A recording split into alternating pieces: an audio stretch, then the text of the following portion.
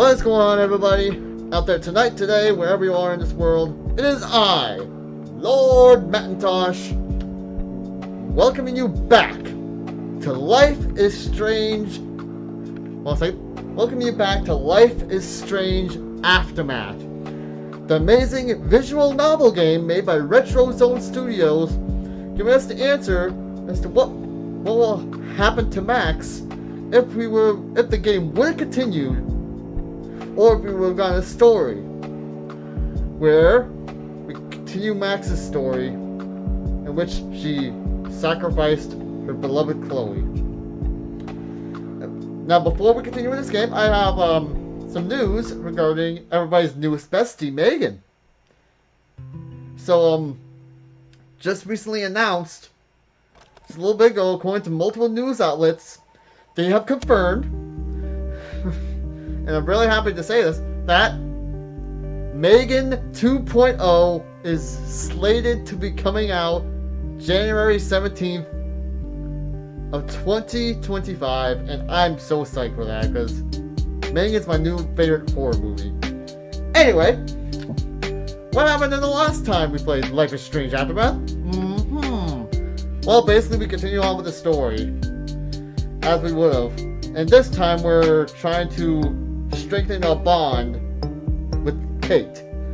Because Kate, apparently, she's there for us and she'll always be there for us. Also, in the comments, let me know if you guys can hear me. Because we got volume here. Let me turn this up a little. Alright.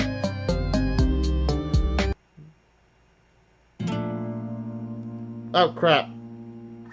Oh, no, wait, I didn't want that.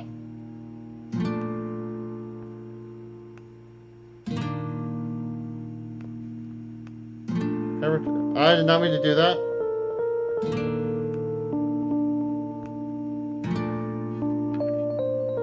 Yes. Okay. Now we're back basically where we left off. I went back to my room. The afternoon sun giving it a warm orange hue. It felt melancholic, almost enough to make me depressed on its own.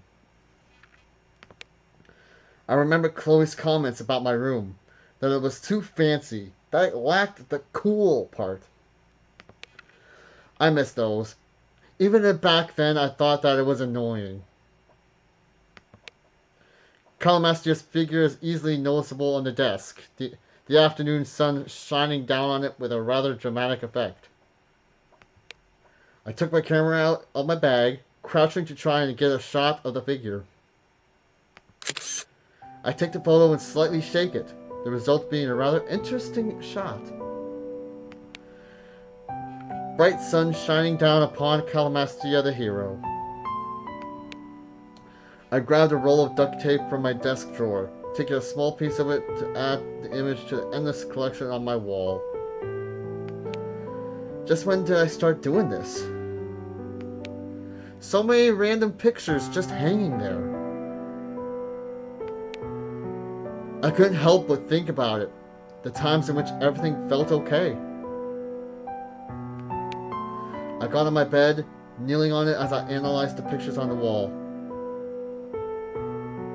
I have a moment.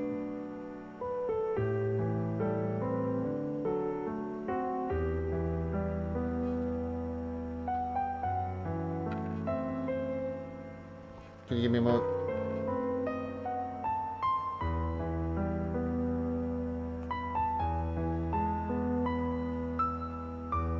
Okay. Sorry about that. Sorry about that.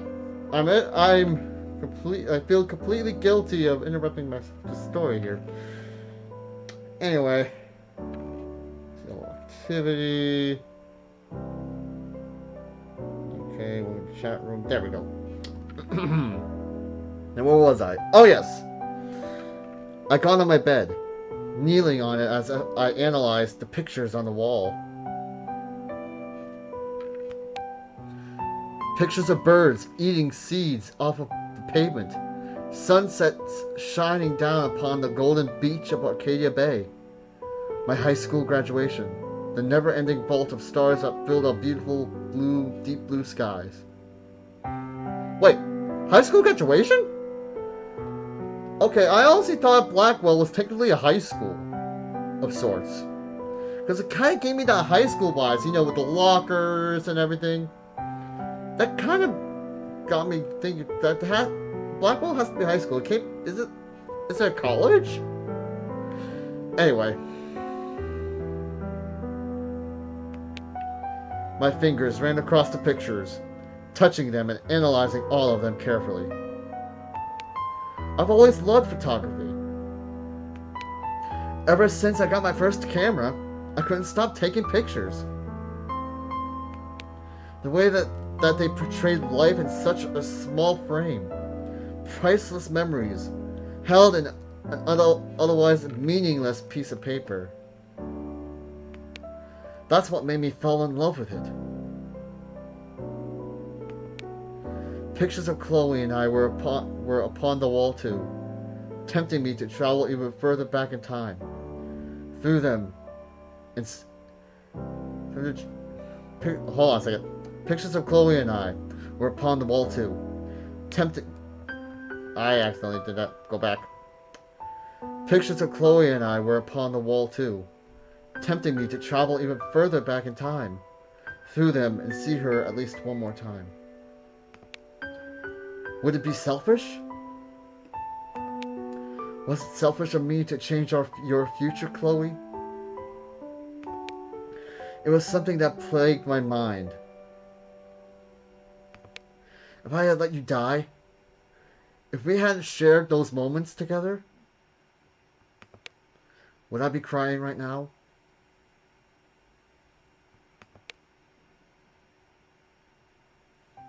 Oh, nope. No! I'm woken up by the sound of my unnecessarily loud alarm. My eyes struggling to open while I heavily considered just sleeping in for the day.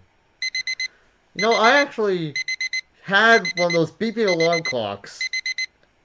And by then I realized this is just freaking annoying. So I just considered I just used my phone on my alarm clock on my cell phone, playing music, playing like Pandora or something. I think Max actually did. Did Max do that? I'm not sure if she did. Anyway, I didn't remember falling asleep last night, but I felt completely exhausted the moment I got up. I sit up on the side of my bed, stretch my arms, and release a big yawn to finally wake up. 9 a.m. Not really anything to do. However, it's too late to go back to bed and not feel guilty about being so lazy. I throw on a new pair of clothes, not so different from the usual jeans, t-shirt, and sweatshirt. As I'm changing, I notice a rather familiar voice in the background. Wait a second, not that. Let me try that again. As I'm changing, I notice a rather familiar noise in the background. Not so faint to the point that it's lost, but not to the point that it's overbearing. I smile softly, picking my bag and hanging it around my shoulder. Camera? Check. Pens? Check. Notebooks? Check. Oh crap, I left everything downstairs. Oh well. Once I make sure that everything is ready to go, I leave the room, closing the door behind me. Once outside the room, the noise becomes much more noticeable. The noise. This was the morning routine. Every day, the rooms of the hall would be filled with the sound of Kate Marsh's violin. It was as if we were listening to Mozart. Except it wasn't a man. And if he wasn't as old, and if he was shorter. Well, maybe it was not so like Mozart after all. Oh!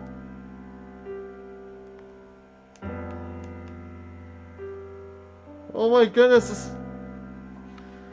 I quickly moved to Kate's door, noticing that it is slightly open, letting me take a peek into the inside of her room.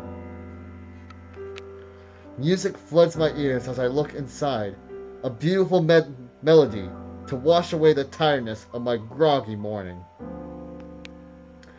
I saw Kate standing in the middle of her room. Both the window and its blinds are open, letting the morning sun into her room. Kate stood in the middle of the room, too concentrated to notice me invading her privacy. Her music was passionate, her movements graceful as she put her entire soul into the melody of today. The sun made her look almost angelic, her body slightly swaying from side to side as she played her music, both of her baggy eyes closed. If only I could get a shot of this. Now here's the I honestly wish we could have heard Kate play her violin in the first Life is Strange game. Unfortunately, she was really not doing so well, and I also wish we could have gotten a DLC where we checked up on her and everything. But this game, this visual novel, gives us the answers we want.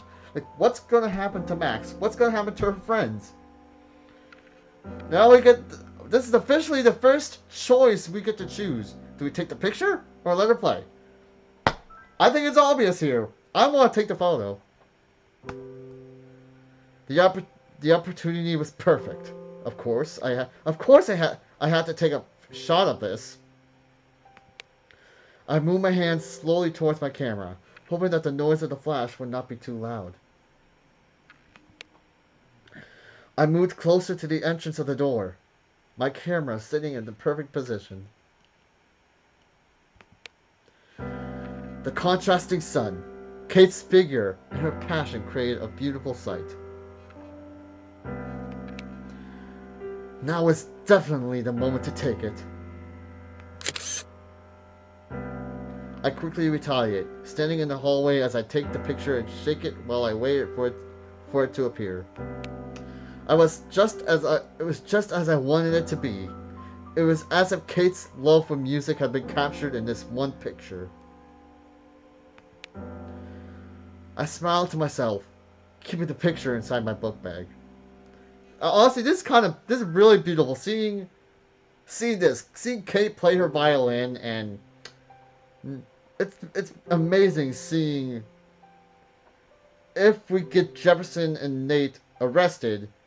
That basically, it's like a moment of calm for Kate, and basically she, like, oh my goodness, now I can sort of go on and remember who I truly am. I love my violin, I love my friends, I love everyone, and basically, seeing Kate play her violin, I also wish we could have seen that in the game. Anyway, let's continue on. Kate was definitely the perfect model for pictures if they were coming out of this good. I noticed that Kate didn't stop playing. Did she not notice me? Was she too into her music? She looked pretty focused. I peeked inside the room again, enthralled by the performance unraveling in front of my eyes. Her passion, as brilliant as the sunlight that her room was full of. Her talent to be able to charm everyone with her melodies.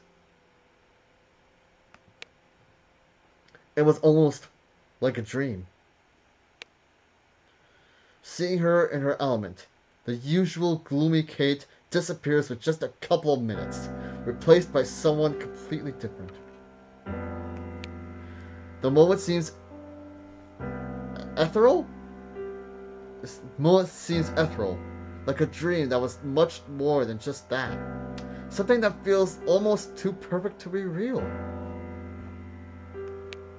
To think that the girl in front of me, brimming with passion and love for her craft, had once died. to make my heart ache. The music stops. By the end of her little number, she finds herself facing towards the window and turning her back to me.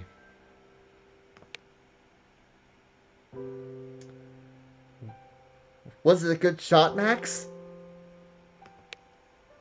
Kate asked as she turned to face me, a cocky smile on her otherwise tired face. I felt a sudden heat rise up to my cheeks. Did she really just play with me like that? It will almost be funny if I wasn't too embarrassed to admit it. As good as it can be. I tried to play it off as much as possible. Kate blushes slightly, flattered by my words. Kate turned around with a cute smile, seemingly flattered by my words. You don't have to sneak on me to take pictures, Max. It is a little creepy. She giggled as she spoke, teasing me as she placed both her violin and its respective bow inside its black case. Hey, I just thought it looked really cool. Here, let me... I'll be right outside, Max. Wait for me. Kate said, quickly cutting me off. Her voice was soft. However, the tone behind the sentence was much more commanding. It seemed like I really wasn't welcome to her in her room. Was I? I didn't feel like arguing. I didn't feel like arguing would end well, so I just stepped outside of the room, putting my back against the wall as I waited for her to come out. It took Kate a couple of seconds to come out of the room, facing towards me before she starts talking. Sorry about that. My room has been such a mess lately. It will be kind of embarrassing for you to see it. She gave me an awkward chuckle. There was definitely more to this than just a mess, wasn't there? I chose not to bring it up. Fighting first thing in the morning doesn't sound like the thing she needs right now. It's okay. My room looks like a crime scene most of the time. Books everywhere, my bed sheets are everywhere, but on the bed. You're fine. This answer seemed to please Kate, the girl giggling in response. You've always been pretty messy, Max. It's like a common thing for photographers. You could say that. My room isn't in the best of shape right now, but I'll get it cleaned up eventually. I pondered over the question for a bit. Perhaps, but Victoria's room is immaculate and she's pretty good, so maybe it's just me. Hey, you're also really good. I like all of your photos. Seeing them makes me want to take my own pictures. Even if I'm not as good as you are, Max, you're a good source for inspiration. Stop it. You're just playing me up now. Kate smiled brightly. Her aura seemed to always be that of an extremely happy person. I feel the same, really. Every morning that I get to listen to your music, I want to play myself. Well, even if I can't play anything at the level you can. Max, I can play mean trombone. If you want to borrow my trombone, I can teach you a thing or two. Kate clasped her hands together and put them in front of her waist, smiling in response. Thank you, Max. I haven't been playing my violin as much as I would want to. The study group has been keeping me pretty busy. The other girls and guys are... Well, lately they haven't been very active. Her relieved smile seemed to fade away, as if remembering a bad memory. My expression turned from a happy one to a more worried one. Was Victoria still giving her a bad time? Considering the link that was on her whiteboard. I let out a sigh. Just the thought of having to deal with as much as she did made me exhausted. Kate? I wanted to give her the words that she needed. I wanted to tell her that everything would be fine. That all the bullies in that her video would vanish into thin air and that she'll live her very own happily ever after. But I couldn't. It wasn't good. I wasn't good with words. My actions clearly won't help her feel better. What could I do for her? Kate stayed quiet for a bit, the uncomfortable mood of our conversation clearly being noticed by both of us, even if not really acknowledged. She then noticed her slate, her look a bit confused. Seeing as only her name was written on it. Did they not write anything this? Did they not write any? Hold on a second. Did they not write anything this time? She asked herself in a bit of a low voice, and I took this as a cue to swiftly get rid of the awkwardness. I erased them. They've been writing so much on your slate as of late, and I can't just leave it like that, can I? Kate had a tiny smile, the best reward she could have given me. Really? Thank you, Max. I really appreciate it. A hint of sadness within her voice was still there, even if it was hidden by her little, ever so sweet smile. It's nothing, Kate. I was thinking we could go out later today. I wanted to go buy some stuff for later this week, and I didn't want to go alone. What do you say? I promise it won't take too long. Kate gave me an excited look, bringing herself closer to me. I'm taken by surprise, with the sudden change in her gloomy tone, which turned into a much more hopeful one. Yeah, that sounds... No, I can't take the scene. Why? Seeing this scene every time, visual novel or game, always finds the strongest part of my heart and shatters it into a million pieces. Get out of here, Max. You're such a liar. Oh, please. Now you want to help me? Max? Max, are you okay? Kate asks, a surprised tone in her voice as I flinch away from her. Oh wait, I accidentally had Max's name instead of Kate's. The image of Kate before jumping away from me lived vividly in my mind. Her drenched clothes, her voice that was so full of anger and despair, all of which I caused her. Did I deserve to see her happy? I quickly nodded towards Kate and spoke with a shaky voice. Yeah, I'm fine. Sorry. Yeah, I'm fine. Sorry. I was thinking that maybe some other day. I'm feeling tired and I don't know if I could really go out right now. I avoided her eyes like the plague, even if she really didn't like it. Really? We stayed quiet for a couple of awkward moments again, the only music in the background being Dana's infamous music.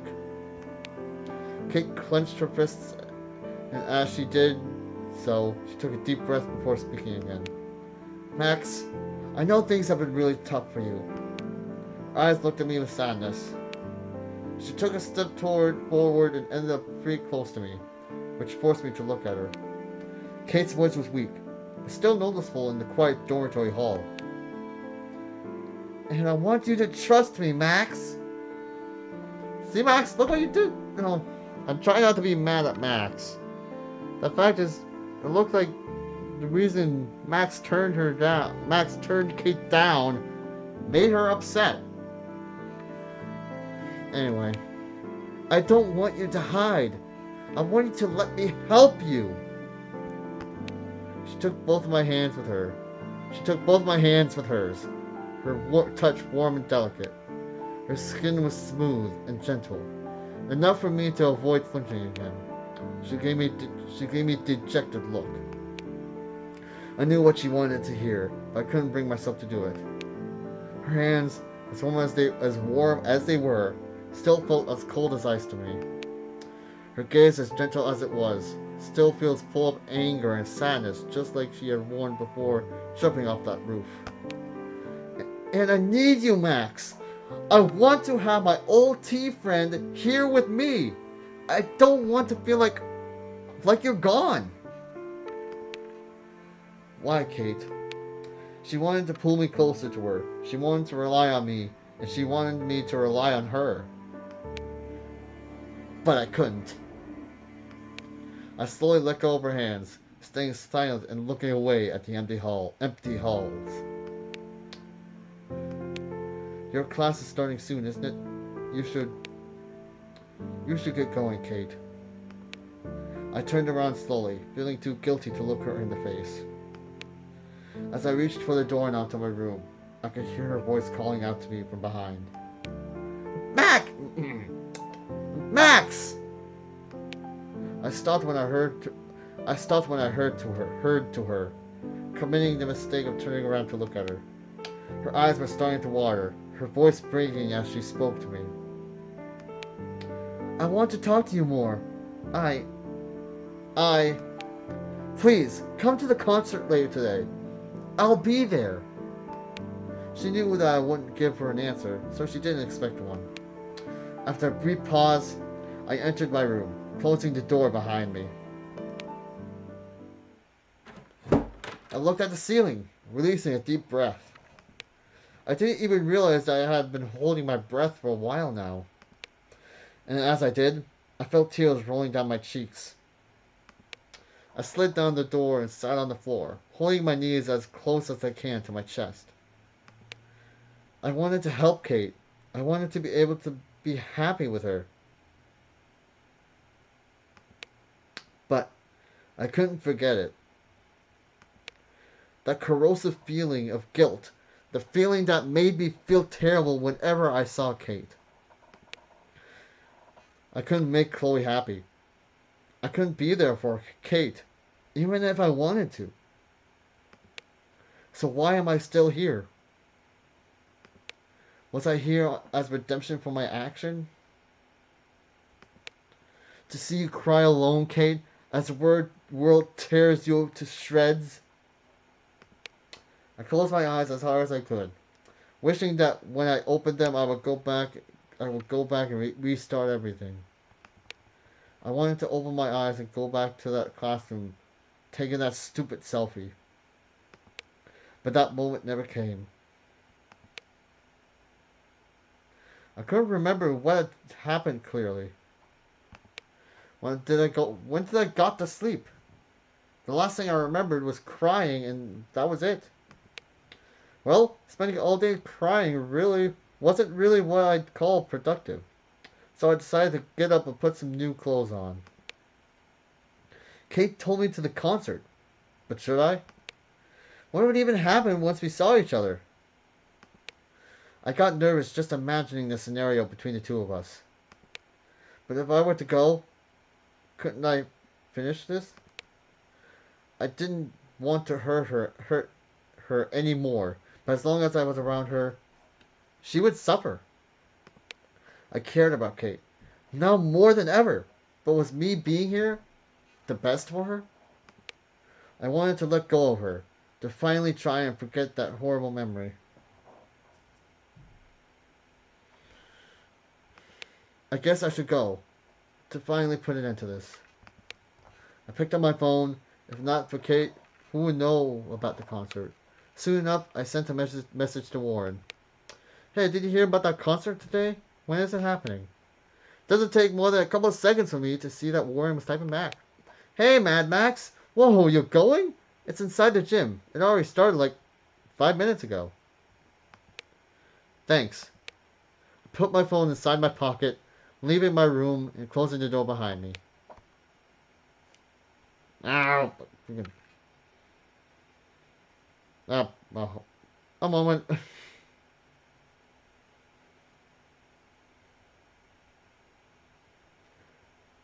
Sorry.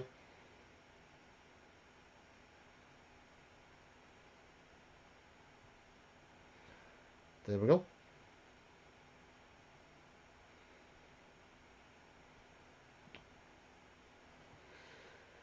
Alright. Hopefully Kate didn't think I was just ignoring her by arriving late. As I walked to the gym, I couldn't help but remember her expression. It seemed so full of worry, full of that sadness that I could never erase. I knew she wasn't going well. I knew she wasn't doing well. So why was she worried about me and not herself? If only I could understand you, Kate. After a fair bit of walking, I could finally see the gym. Through the windows, I noticed the bright, ever-changing, flickering lights that made the inside look chaotic.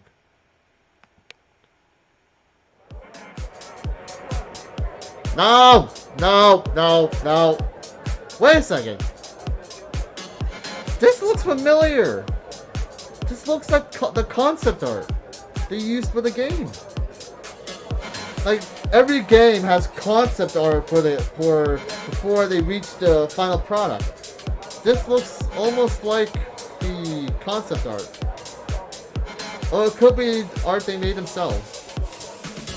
What do I know? All I know is I'm loving this game. This visual novel, I'm loving it. Anyway, let's continue on with the story before I gossip anymore. Wait a minute, I forgot to read that. It looked eerily similar to the end of the world party. I knocked on the closed doors of the gym, and shortly afterward, someone opened the door. They didn't ask any questions, they just let me inside and closed the door behind me. The noise is mind-numbing. The bass from the speakers fill the gym. The screams and people talking, the guitar, drums, and people bumping into each other. To be honest, I don't even know what I was expecting out of this. I looked around, but among the crowd of generic-looking teens, I couldn't see Kate. Just why wouldn't she want to come here? This is definitely not even close to Bible study. I pulled out my phone and stuck claw to the nearest wall as far away from the crowd as possible. Not like there was any escaping from it to begin with. I'm here. Where are you? Outside of the gym. Main doors. I'll be waiting here. I sighed with relief. I didn't think I'd be able to stay here for more than a couple minutes without going crazy. I stepped out of the gym, the music and the voices of the crowd still noticeable, but at a much lesser degree. A well-deserved break for my poor ears. I looked around, and after a bit I noticed Kate walking towards me from a close-by bench. She waves at me and I shyly return the gesture. I thought you wouldn't come here. I'm glad you did, Max. Her voice was gentle, almost too gentle, blending in perfectly with the calm feeling of the peaceful night. I thought I wouldn't make it out of there. So many people. Why did you call me here? You're not a party girl. Or are you? Kate shook her head from side to side, smiling bright as an answer to my joke. Not really. I find music in my room and tea parties to be the most fun thing ever. I don't think I belong there. I like music in my room too, Kate, but I don't know if I could drink tea. No hard feelings, Kate. But as long as you give me a frappuccino, sign me up. Anyway, Kate faked a thinking expression which got a chuckle out of me. Kate? Parties? They sounded like polar opposites.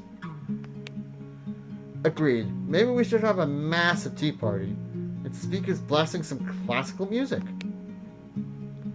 Kate plays along with my joke, grinning at my words. Oh, Max, there could never be a teapot big enough. Just think about the cookies. We would need so many tea bags too. Maybe we should keep our tea parties to ourselves. And maybe Alice, just maybe. I don't know if bunnies can have tea, or cookies for that matter. I nodded in response, giving her a slight laugh. The idea of Alice joining us for tea seemed pretty fitting, didn't it? As the silence settles, Kate seemed to react to it, speaking up before the situation got awkward, as it usually did. Hey, Max? Hey, Max? Yeah? Her voice seemed strangely motivated as she spoke, mine being a lot more subdued in contrast. It was like our roles had reversed in the blink of an eye. I have somewhere I want to go. With the concert, we should be able to wander around for a bit. What do you say? She got close to me, pressuring me for a response. Her sweet smile had a slight touch of the rarely seen mischievous attitude from Kate. It was tempting to say the very least. I looked up to the sky, surrounding park being gently lit up by the bright moon. I had to do it today, didn't I? Just one last time, one last talk, one last goodbye to Kate before letting everything finally go away. I sighed, looking at Kate and nodding, knowing full well that things wouldn't be as sweet as I would have liked. Alright. Are you feeling rebellious today, Kate? Kate smirked. Just a little bit.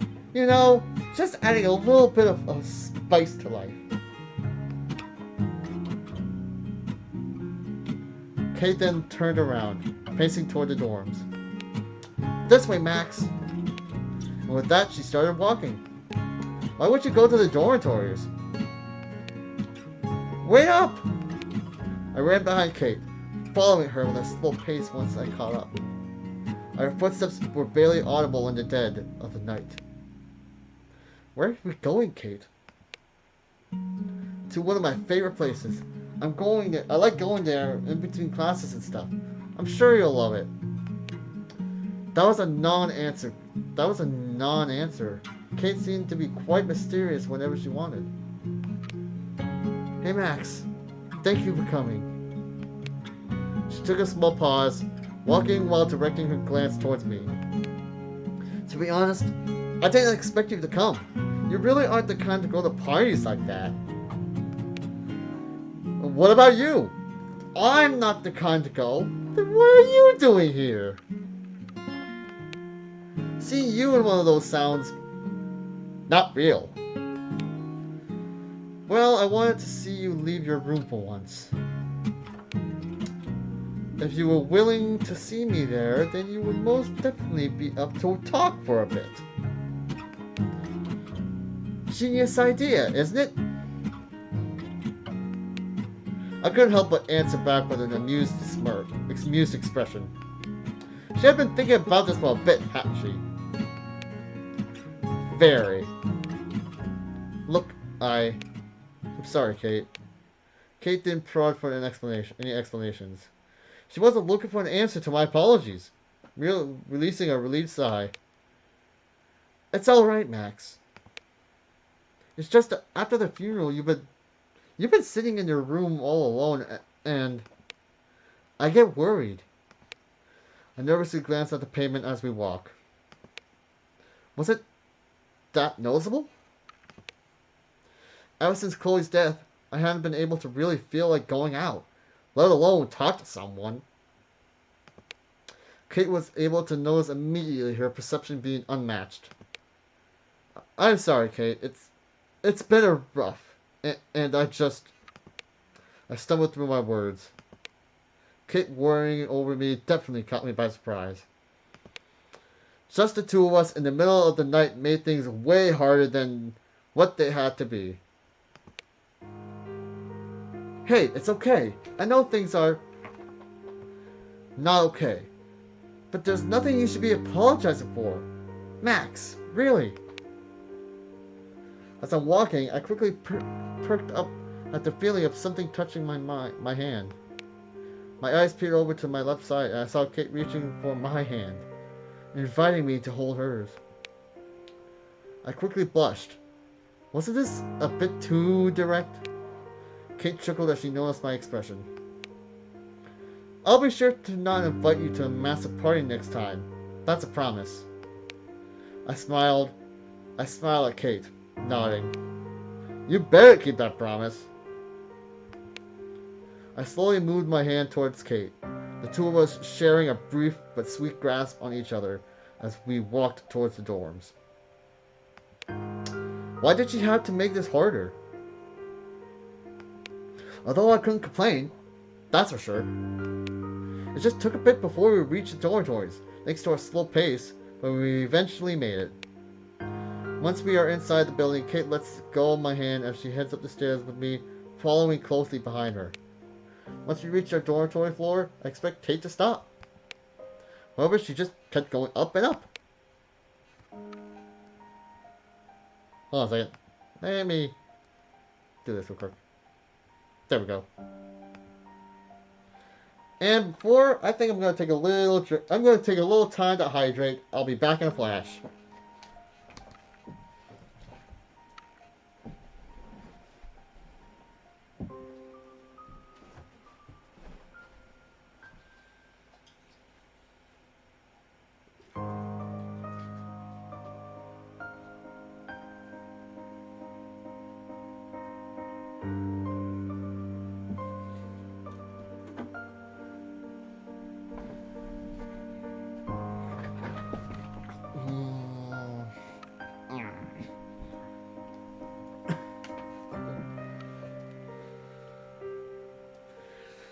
I'm back.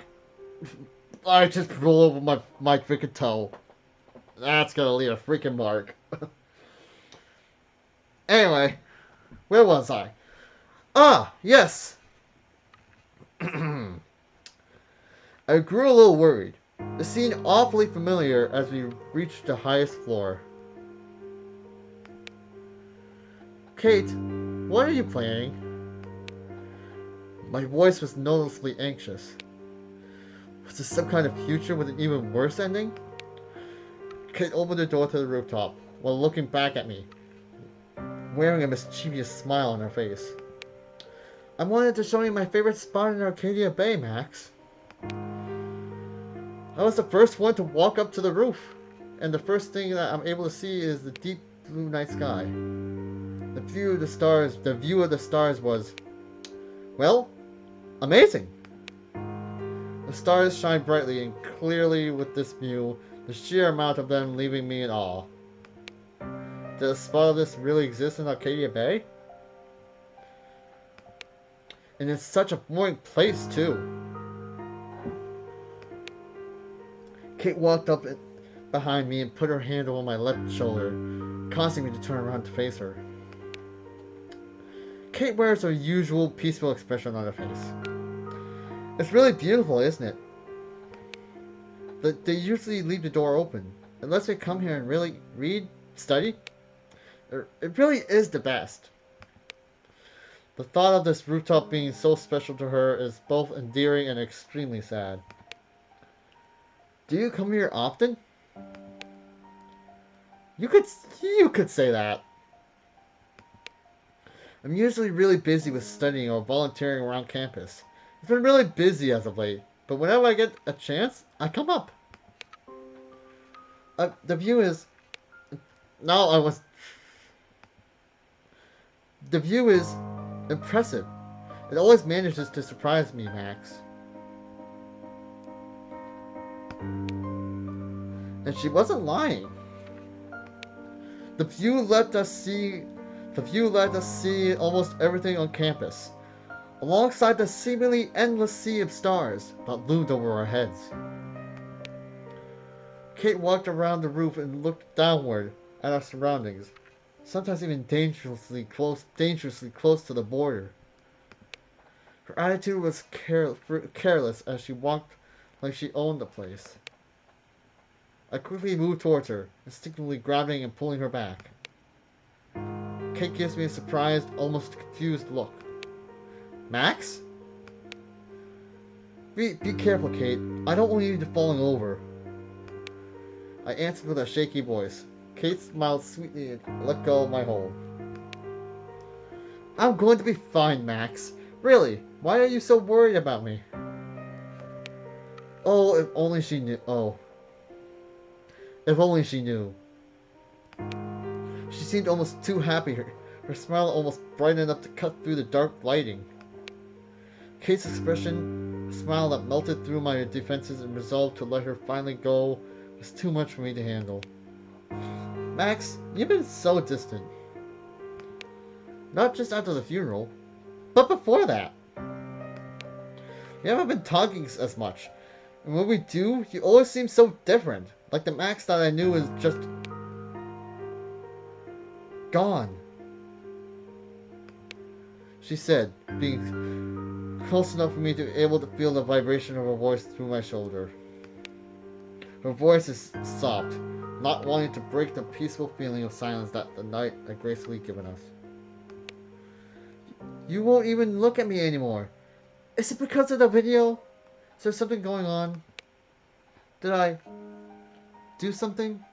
We could talk about it. We could fix it. Kate lets go of me, however. Her gaze seems to insist on staying on top of me. I wish I could tell her that she was wrong. I wish I could tell her that I was the same Max I've always been. The one that just wanted to be a photographer and nothing more.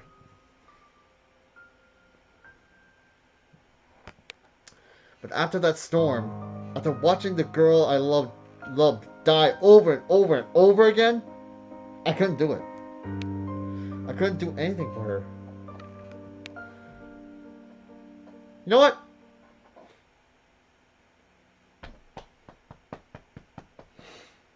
If we answer, will Kate believe us? If we stay quiet, will it break her heart? I think we gotta be crystal clear. We gotta be crystal clear here. Sorry, my nose is so itchy. I don't know why. We gotta be frank with Kate. And we're always going to push her away one last time. I should at least be honest and answer back, even if this was the point of no return. I appreciate you, Kate. You're sweet. You're so gentle and always kind to everyone, even those that don't deserve it. But I'm one of those. Kate was visibly distraught by this statement, confused by what I was saying. She put her hand over her chest. The way that she clutched her shirt showed her frustration. Why would you not deserve it, Max? You're the one that deserves it the most. You welcomed me to Blackwell. You erased all of those mean comments, and you don't bully me like Victoria or Nathan. You're the only person I could talk to, Max. I shook my head, refusing to fall against her.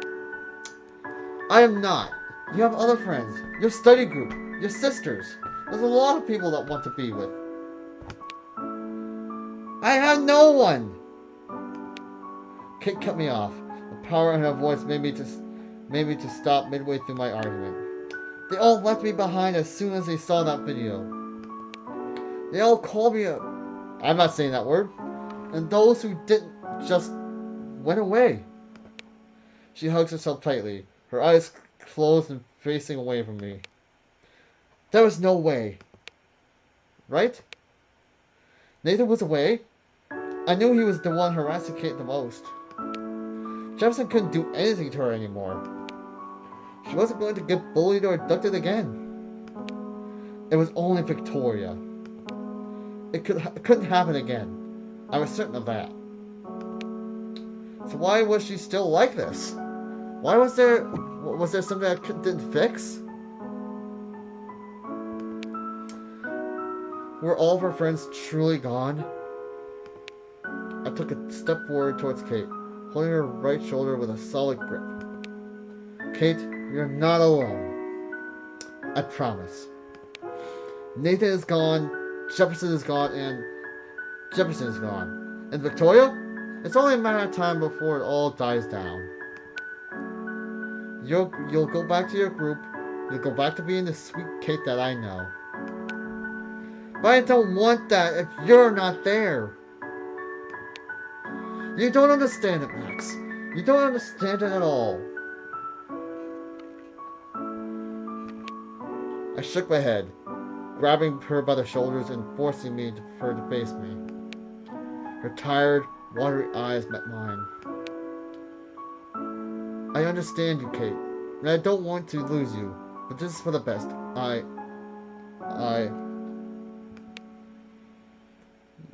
You said you'd be there for me, didn't you? You told me that you didn't think I was gross because of the video, right? Then show that to me, Max! I looked at her with a lost expression, polarized by Kate's intense look.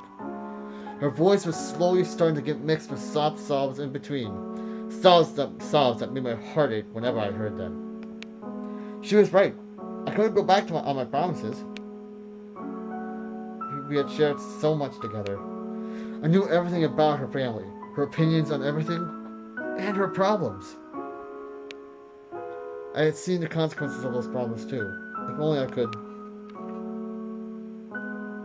Stop! Don't come near me! Man, it'll be sounding a lot better if if Kate's real voice actress came to do this. I wish you... Oh wait, did I read that? Okay. I wish you could. It's too late now.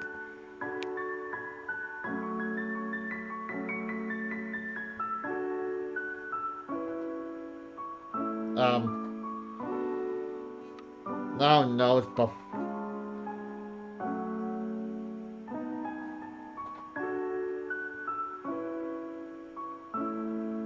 But this is the only way. Kate, I'm sorry. I really am so sorry. Are you, Max? For the first time in my life, I'm starting to question that. Are you really sorry that you can't prove right here, right now, that you could be there for Kate? Give her a hug or something. Come on. Kate looked at me directly in the eyes. She not only looked sad, but disappointed too. Could I blame her? Could I blame myself? I didn't want to see her go away like she already had once. I didn't want to bear the responsibility of holding their future in my hands again. All to shatter it to pieces once more. Kate didn't answer me. Even if I didn't say anything in specific, it seems that she had gotten the answer, even if it wasn't the one that she wanted. She got closer and closer to me until her breath brushed against my face, looking at me with dejection. Max, our promise? I don't want us to see the girl that I don't want you to go. Kate spoke in incoherent sentences, a stream of tears on her face being easily noticeable. Her voice was frail. If it weren't for the absolute silence that surrounded us, I wouldn't be able to hear her. The feeling of despair in her voice, the way in which her arms were subtly shaking, the stinging feeling in my chest wasn't enough for what I'd done to her. She slowly hugged me by the waist, her face resting on my shoulder as she held me tightly. It was bittersweet. A goodbye that I expected day well for not to go good. But even this was too much for me. Why was she hugging me? However, as the last goodbye, I held her too.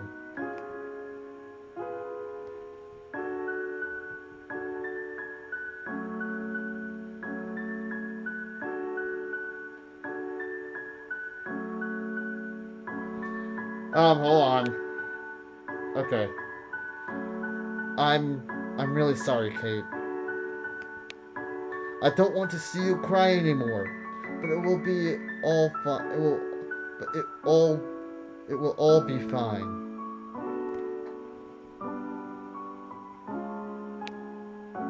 You have great grades. Your family is going to be there for you.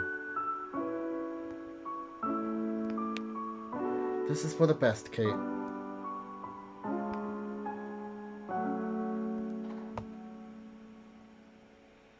Is it? Is it for the best? Just by sitting here. Right here. Right now. I could tell that Kate's heart is starting to shatter. Kate didn't answer, however. Her hug was tight, giving me no chance to move away from hers.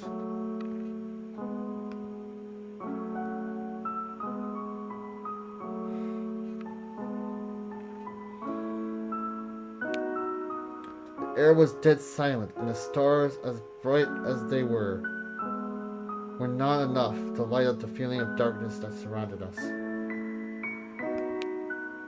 I could feel her tears on my shoulder, my heart pounding against my chest as I realized that this was it.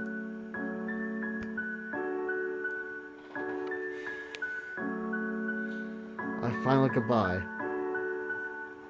The last of our relationship.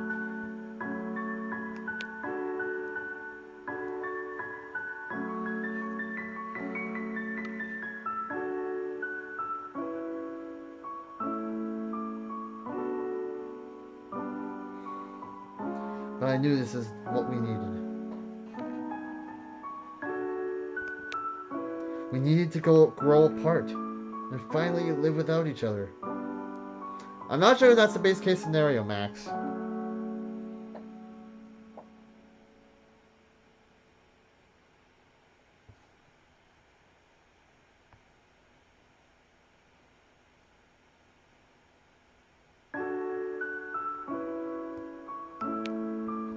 No more pain. All of this. No more pain. No more of this.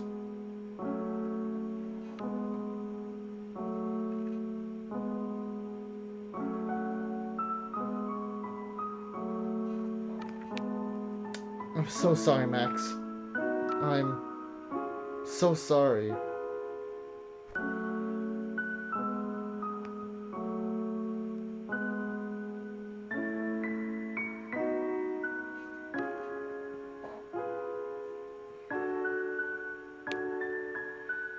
Her voice was muffled by my clothes, repeating herself and showing no signs of stopping anytime soon.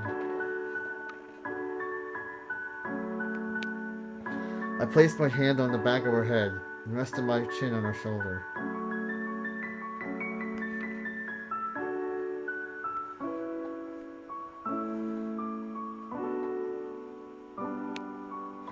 It had to be strong and let go, even if my own tear. Even if my own tears didn't let me do so as easily as I wanted. For a while, the only noises filling the air would be the muffled sobbing of Kate and the faint, loud music in the background. It takes a while for us to separate from each other. Kate having a hard time letting go of me, as if she still didn't believe what had just happened.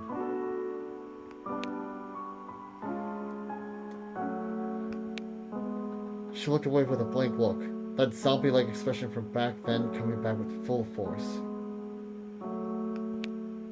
Her hands were slightly shaking, but she still seemed unresponsive.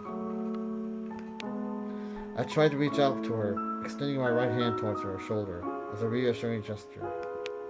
Kate, really, Kate then moves my hand away from her in a rather aggressive move. I stared at her in awe. Her eyes refused to look towards mine. After a bit of silence, she walked past me towards the door, so I was just a ghost to her.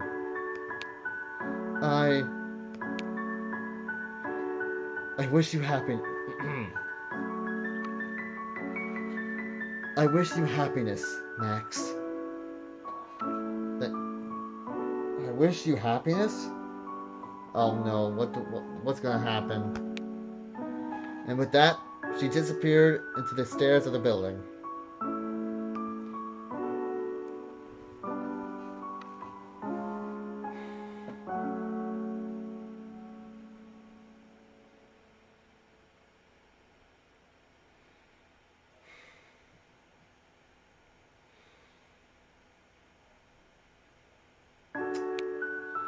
Those were the last words I would probably hear. Those were the last words I would probably hear from her. Happiness? What did that mean? I released a deep sigh, wiping my tears away with the sleeves of my sweetheart sweatshirt.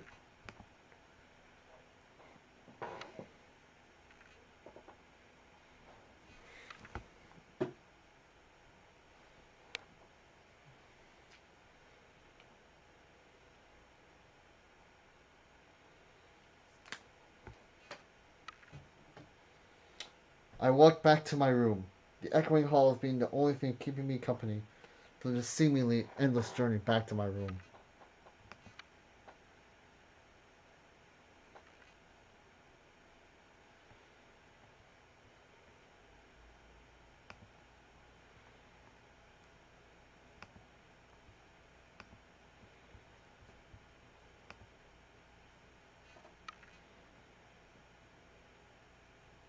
Hello?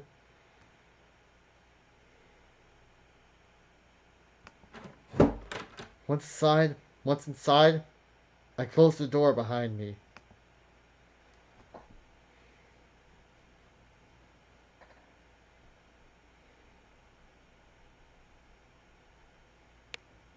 Everything was almost pitch black inside the room. The silence was almost unbearable, but it was what I deserved.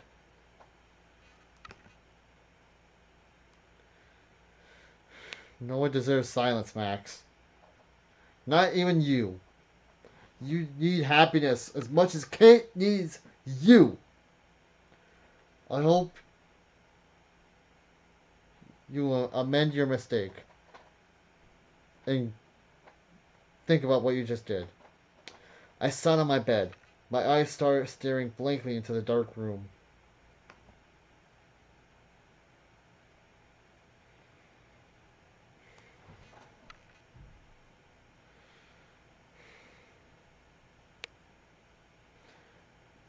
Kate was going to be okay. Will she? Will she be okay?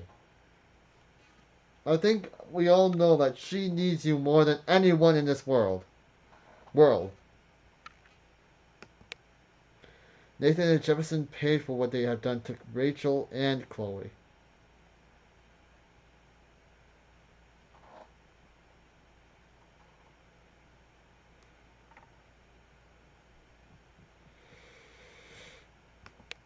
I followed through with my goal.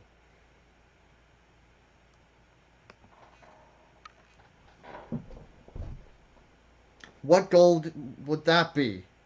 Huh?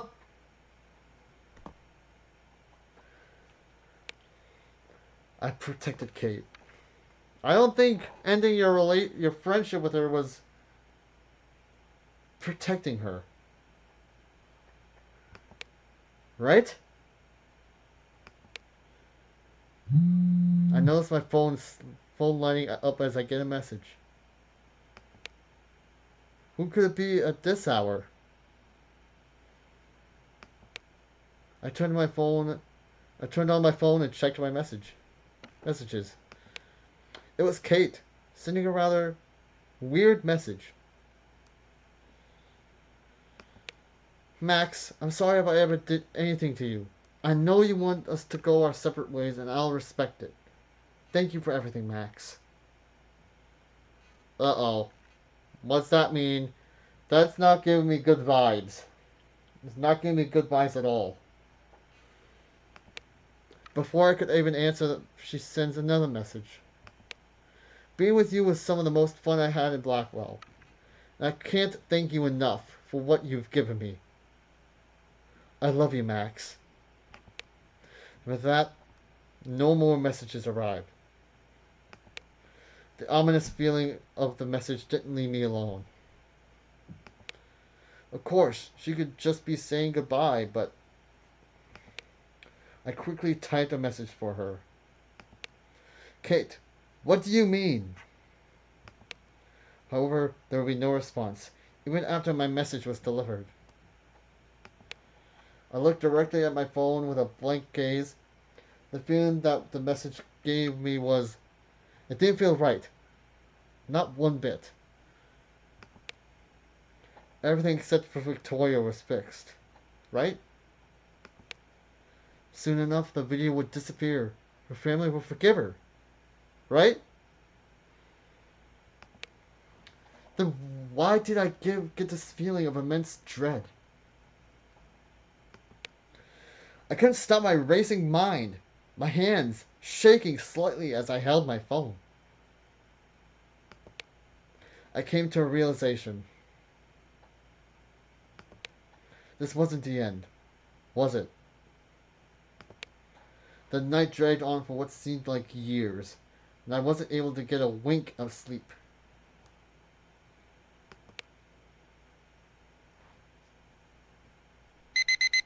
I opened my eyes groggily.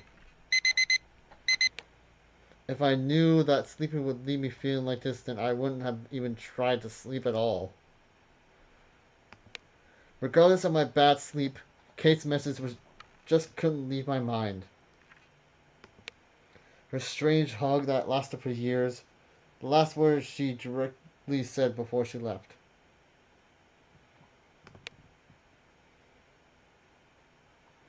I... What the...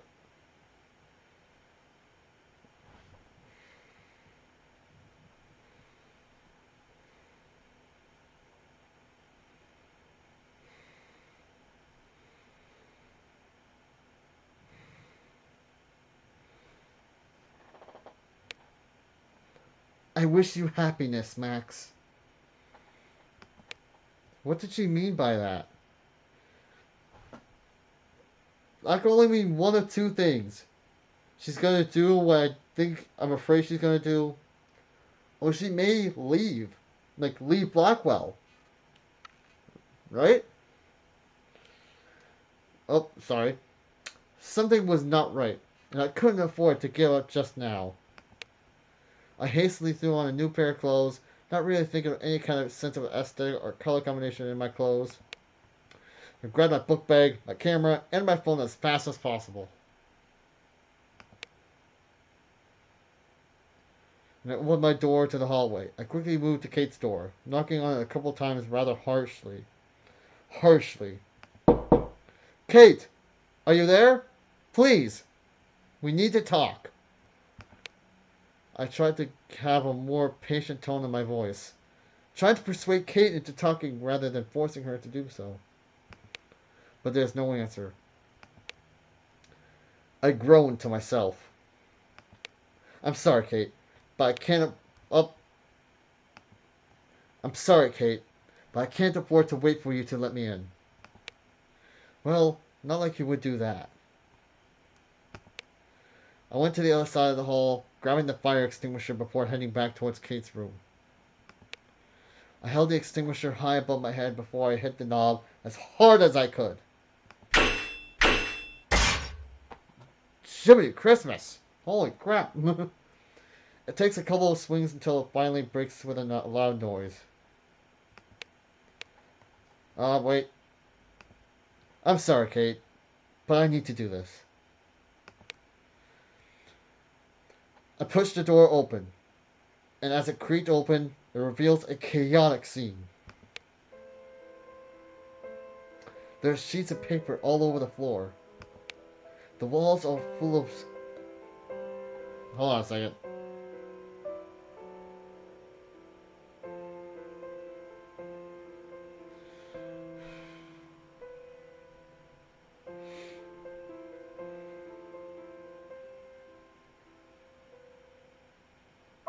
Hold on a second. The walls are full of small little notes that have tons of erratic scribbles all over them.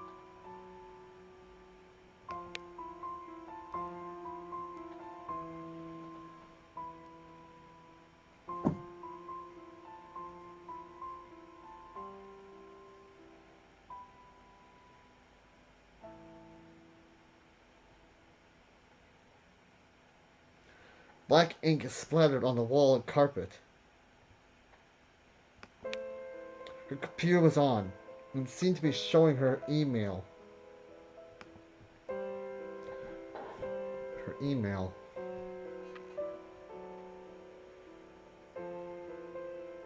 Her email.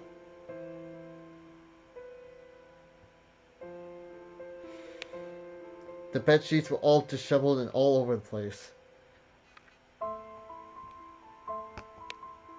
The room just looked like a war zone.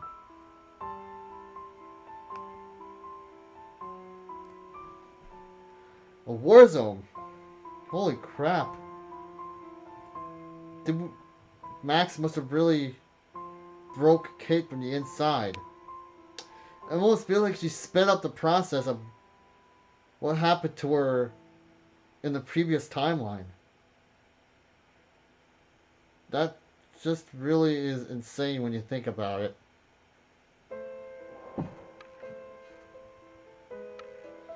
Just when did this happen? Why did I not do something?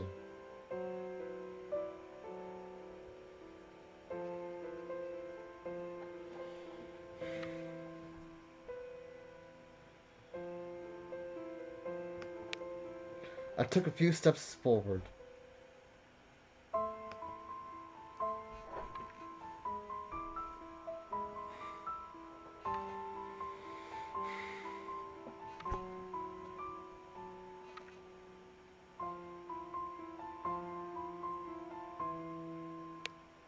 I was working on borrowed time, and I had to find something, anything to help me figure out what was going on with Kate that I didn't already know.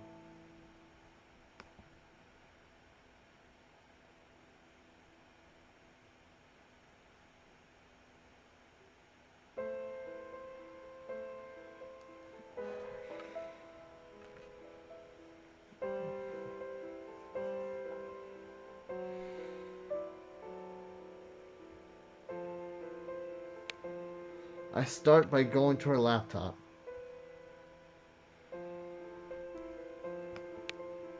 I quickly noticed something that she had mentioned the other day.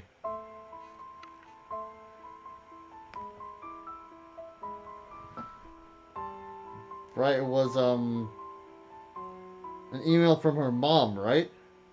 Her email is full of messages from her family and people from Blackwell harassing her.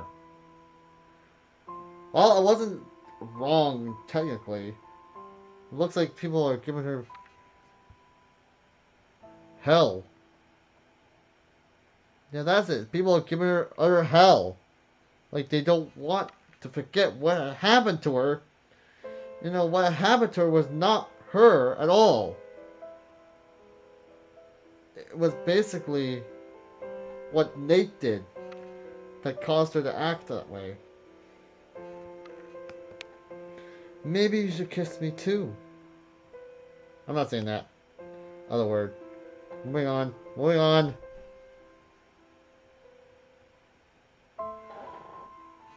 Please move on. I don't want to see this message that clearly is so freaking mean. How much for an hour? Excuse you, sir, ma'am, whatever. And countless other comments of similar nature plagued her emails.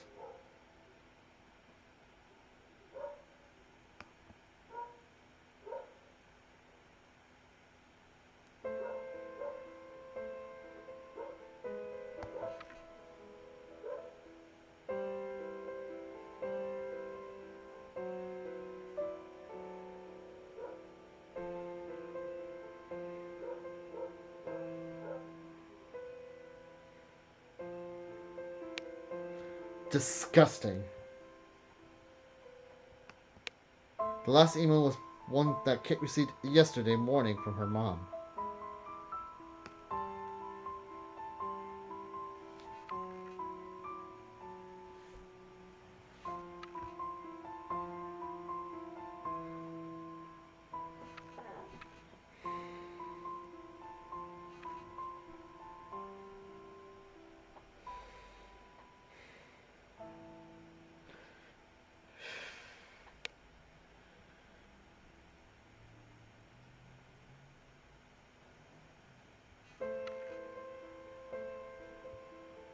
I want to make sure all. Like, if you see, sorry for the little pauses in between. For some reason my laptop is taking. Like I said, I'm reading this from my laptop, and I think my laptop is starting to take its time. For, or should I respectfully say?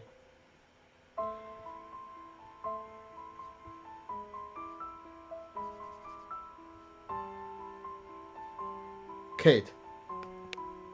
To say that I'm disappointed would be an understatement. What you've done is nothing short from unbelievable.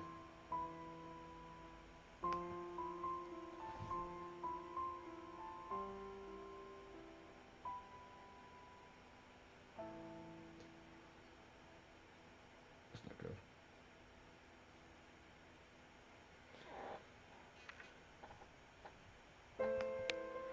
The way that you betrayed your father and I by throwing away every moral you were raised to follow goes to show you've been consumed by temptations and such as your lust.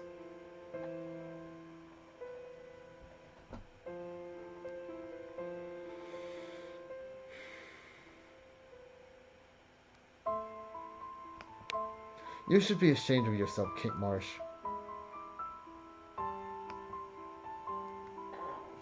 Excuse you. Instead of hold on a second. I'm gonna speak my piece here before I continue. Instead of bantering to your own daughter, who you supported all your life, how about you support her and send her help? Maybe. Would that be a small problem? No, but you're making it a problem. Yeah.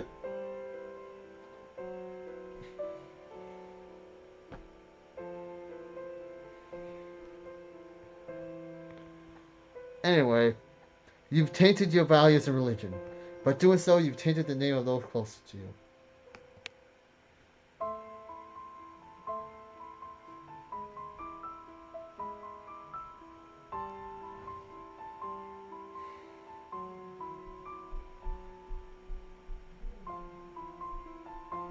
How can you even think of doing something like this?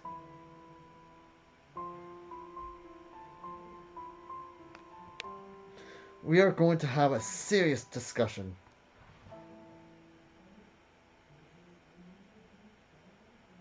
Oh, come on. Load the rest of the message. Load the rest of this message already. Sheesh.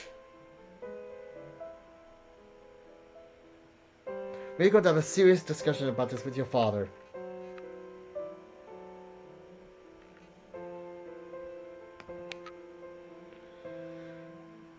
Are we?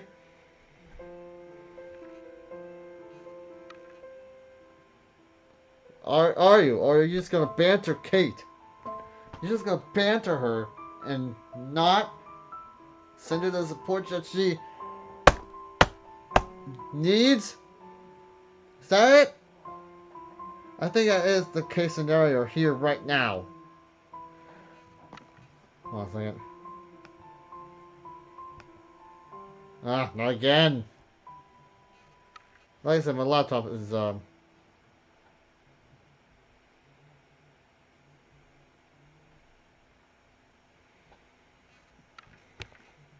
couldn't help but clutch my fists in anger. Why was Kate everyone's target?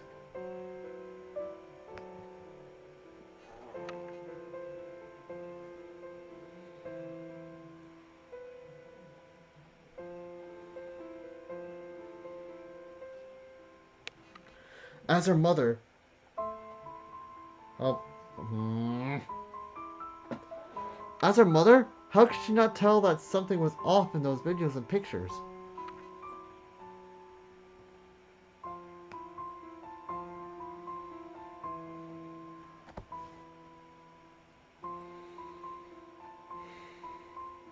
I don't know. Proves that parental instinct can sometimes be a cruel and cruel thing, and all I can say is, how could Kate's mother not show her daughter the support and sympathy?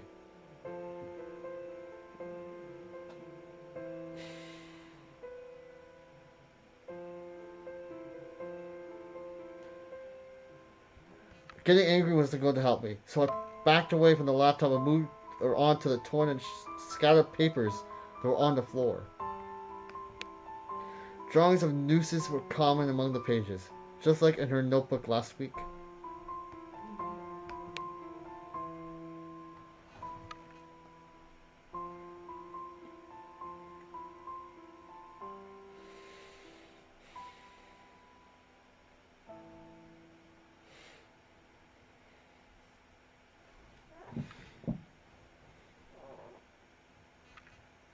There were drawings of black crows looking over what seemed to be a destroyed Arcadia Bay, giving me a dreadful feeling in my stomach.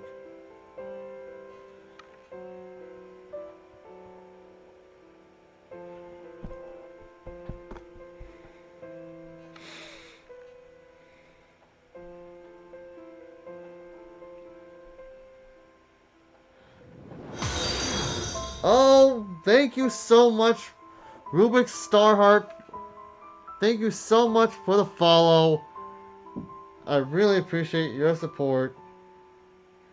Just for that, I am going to follow you right now. Did it work? It did work, and if you give me a moment, like I said, my laptop is broken hearts oozing some kind of black ink, drawings of... Oh, hello, Rubik's Heart. How do you do? How do you do today? On this fine day we have.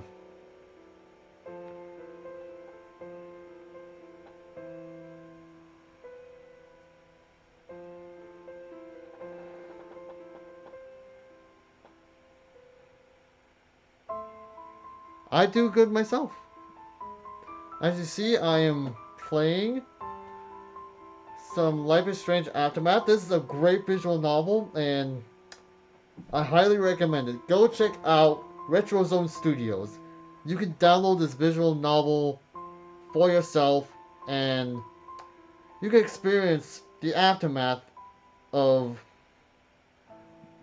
what Max might go through if we choose to sacrifice Chloe. And I'm gonna send you a message real quick. Hold on.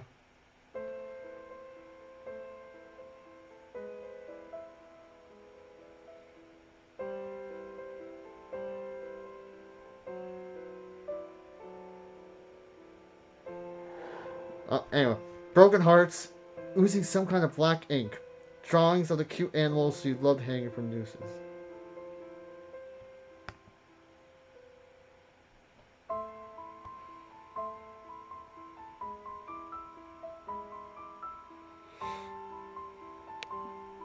It was deeply disturbing.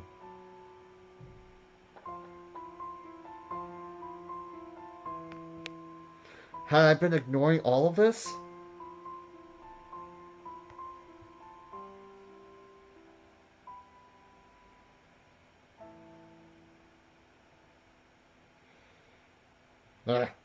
Hold on a second.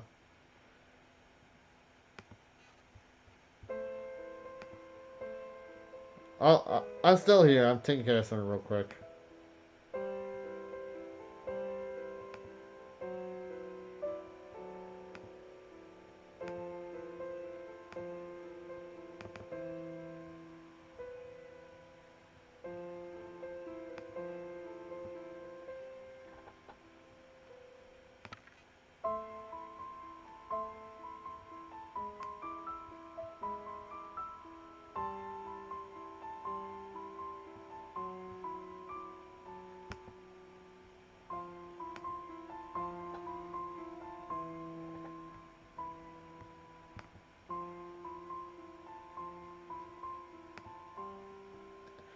Had I been ignoring all this? Nothing much, just chilling like a villain. Yeah, same here, same here. So, if you don't mind me asking, what kind of games are you into? Because, I'm trying to, you know, spread things out. And have I been ignoring all of this?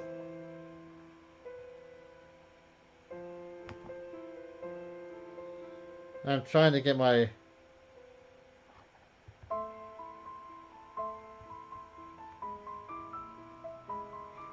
Alright.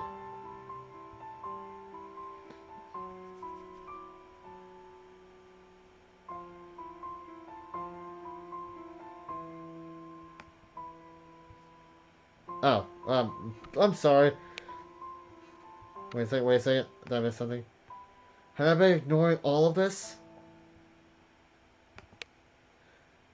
It couldn't be.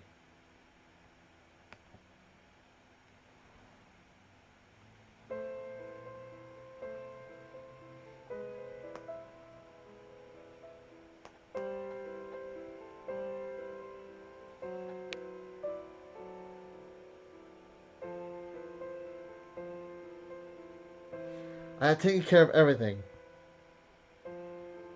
I had taken care of everything. No loose ends. No one to harass her. Whoa, you got a nice taste in games, Rubik's Starheart. I eventually, when I get my PlayStation hooked up and after I break it in a little bit, I will be tackling Resident Evil 7 Biohazard. Because I am going to be a brave boy. I'm going to be a brave boy. I'll tell you that much. Anyway, let's continue on the story. Why was this happening?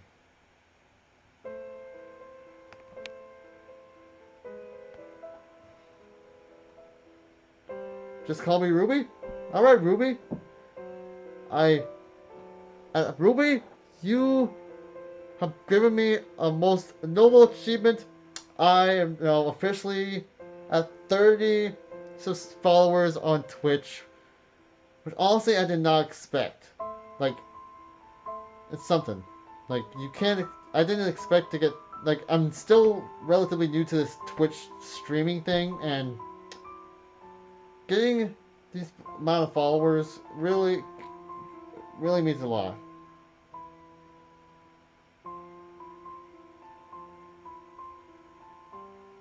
I'm gonna ask you... Hold on a second.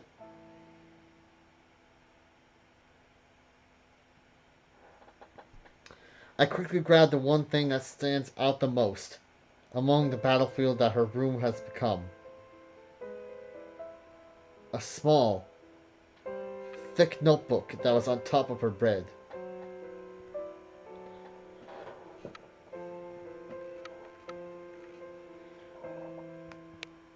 Was this her journal? Some kind of diary?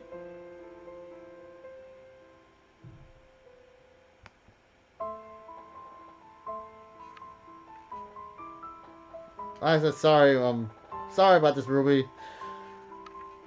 My laptop is not really... It was cooperating yesterday. I'm not sure why it's not cooperating today. As I opened it, I realized that it was indeed her diary, including entries from before I even met her.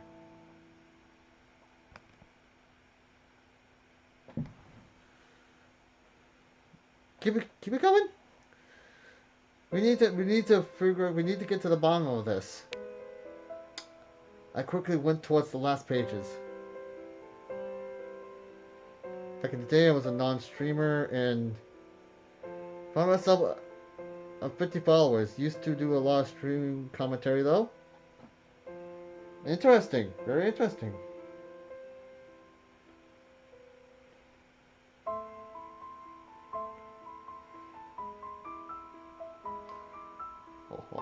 Hold on a second. I quickly went towards the last pages.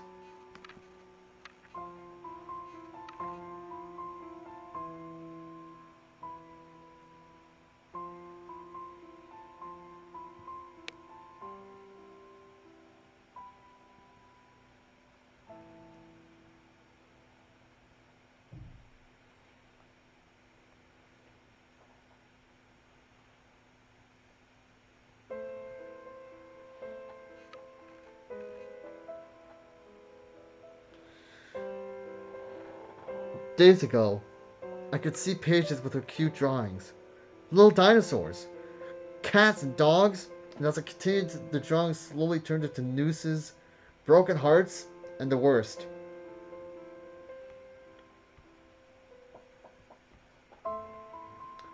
And the word waste drawn all over the pages. I reached the last few pages, reading the date on one of them, October 9th.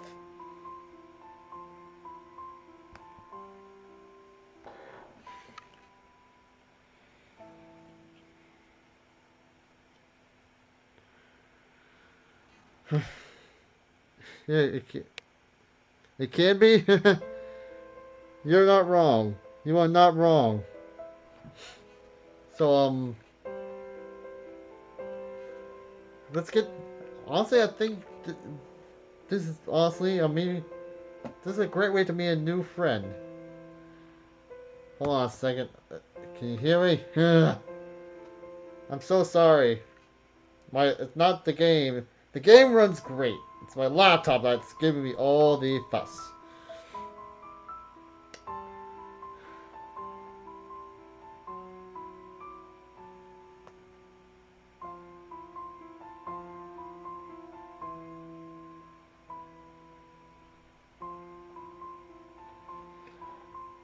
Things are not okay. Recently, Chloe got murdered on campus by Nathan Prescott.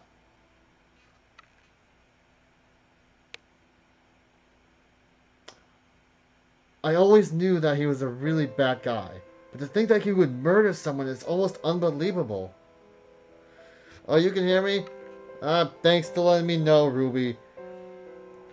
I mostly stream from my Xbox. Like, stream from a computer thing?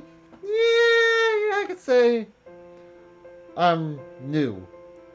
So anyway, if you don't mind me asking, what is your go-to game console? As I continue this playthrough. If you don't mind sharing what your main game console is. But your favorite game console. I always knew that he was a really bad guy, but to think that he murdered someone is almost unbelievable. Wait, I already read this. My glasses are fogging up!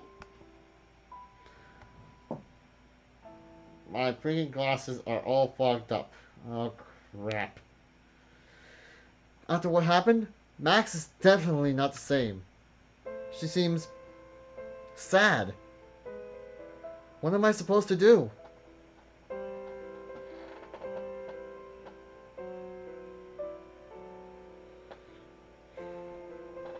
You're overthinking everything. Just take a deep breath and relax. There will always be tech issues, so don't stress it. Ruby, honestly, I can really appreciate that. The reason I stress over this is I am not a regular shooter. I'm autistic, and sometimes I stress over a lot of things. You're a diehard PlayStation person. I honestly started my gaming life as a PlayStation 2, and then I got an Xbox for Christmas. Ever since then, I was an Xbox person until recently I was able to get my hands on a used, in good shape PlayStation 4. So once I hook it up, everything, I'll be able to play PlayStation games again. I think my first game is going to be Spider-Man. But thanks for calming me down, Ruby. It really means a lot that you're here supporting a fellow streamer, and sometimes things can stress you out and you can't do a thing about it.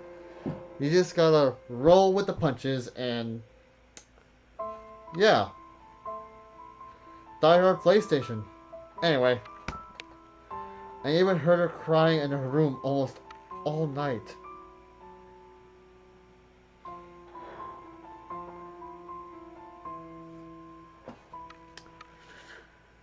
Let's see here. Maybe this will keep me calm. My ex is autistic and he stresses a lot too, so I often have to remind him not to breathe. That is honestly really nice to know. Like, something we could connect on. See, I want to get autism out there. Autism needs to be out there for the world to see, and you sharing that your ex is autistic kind of means a lot. That you you show that you care. Thanks for sharing that, Ruby. I really appreciate it, and I'm we're all here for autism awareness, and that's what it's all about. Is the next autism is the next big thing that's going to get out in the world, and we as streamers will do everything to get it out there for the world to see. You can do anything in the world, but only if you remember to take a step back and take a breath. Everything else can come after. Wow, that's really poetic. Holy crap! We just got. I care too much. Some would say. Yeah, Yeah, I sometimes. I took a. Some people. I was too kind to people. Was during my last semester in college, I would switch a lot of rounds with people in just 1 month. Let's just say I sacrificed my one weekend day. And I feel like some people honestly took advantage of me, my kindness, and hey, some kindness never hurts. Anyway, shall we continue on with the story now?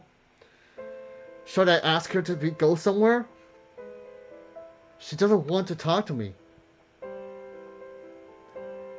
Not like before. Oh, I'm an amateur published poet. Ooh, we got a poet in this stream, people. We got a poet in the house. I love it. I'm loving it, loving it, loving it. Well, you can keep publishing some of your work. And I'll even offer to check out some of your work sometime if you would be willing to share on a future stream of mine.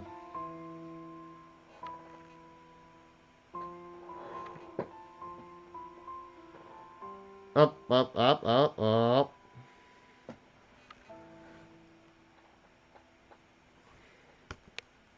I can't do this. Not without Max.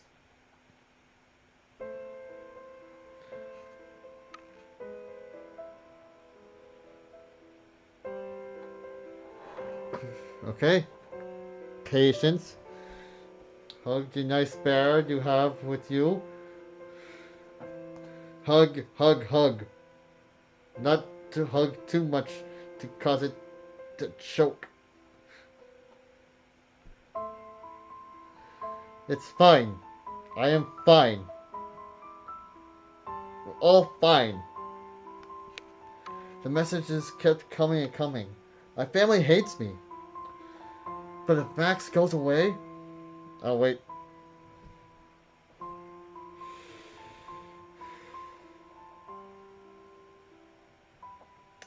Easy does it.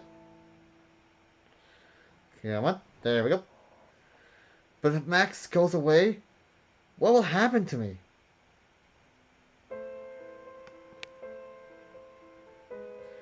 Just reading it was almost enough to make me cry.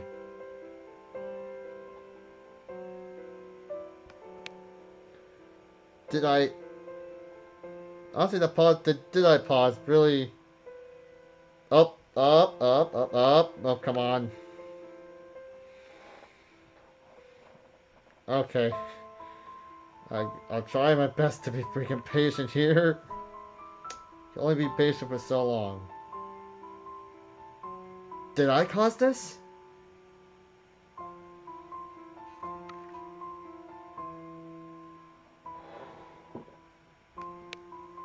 If it wasn't Nathan, if it wasn't Jefferson or Victoria, then it was... me?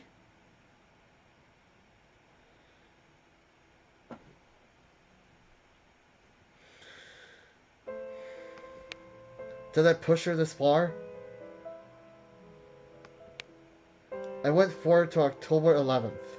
Oh, okay. Come on. Come on, laptop. You can do it. You can do it. Here, have a here. I'll give you my bear. Will that make you calmer? Here. Here, take it. Take it. Take it. Take it.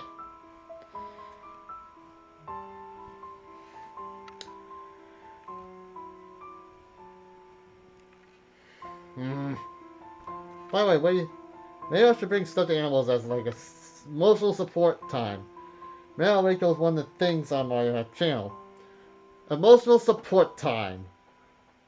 Where if this game stresses you out too much, or the tech behind it, grab your favorite stuffed animal and cuddle.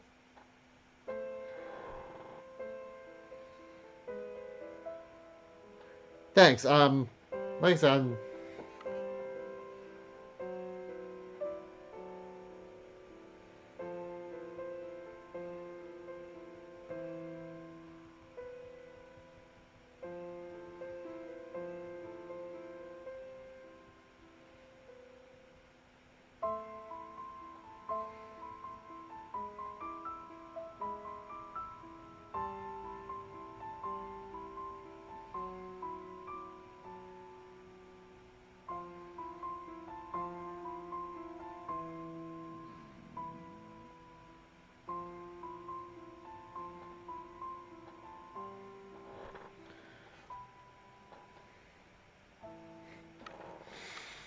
okay. I went forward to October 11th, and most of it is full of waste and the nooses from before. But most of it is drawn with more violent and erratic lines.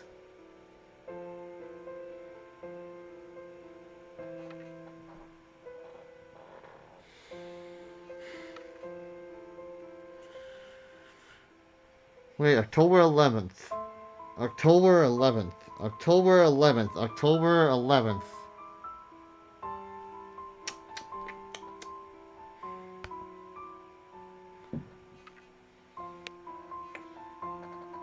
It is all over.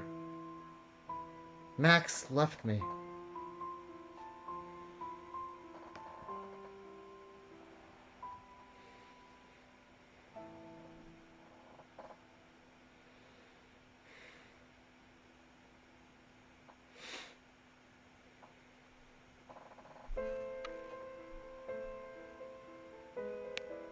She said it is the best for both of us. But is it?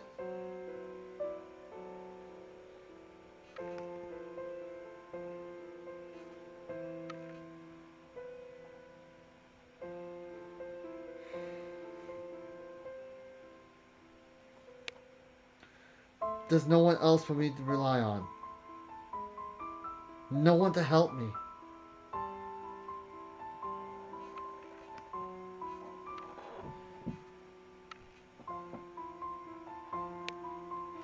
This is just a nightmare.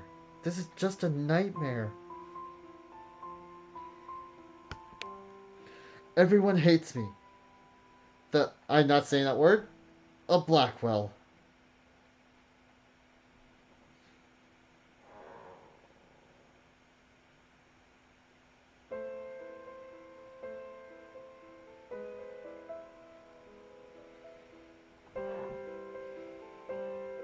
You'll seem to have some sort of performance anxiety which comes with the territory of being a new streamer, so I suggest starting out with just mic, audio, and slowly build your way up to using a cam. I didn't realize I honestly didn't realize I was having performance anxiety. It could be that maybe due to talking so much that just maybe, my voice could get a little raspy at times. But maybe you're onto something there, Ruby. Maybe you're onto something.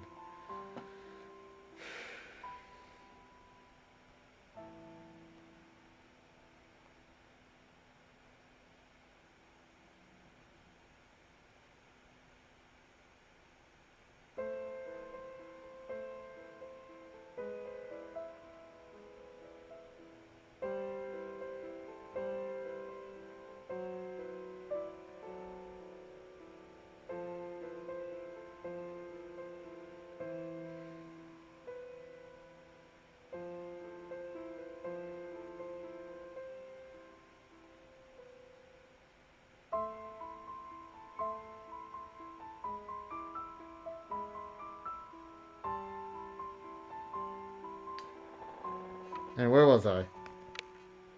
I moved to October 12th. The page almost unreadable. Big chunks of it being ripped out and stained by black ink.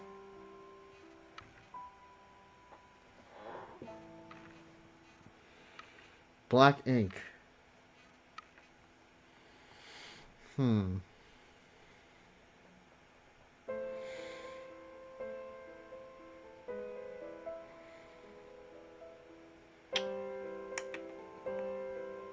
Okay.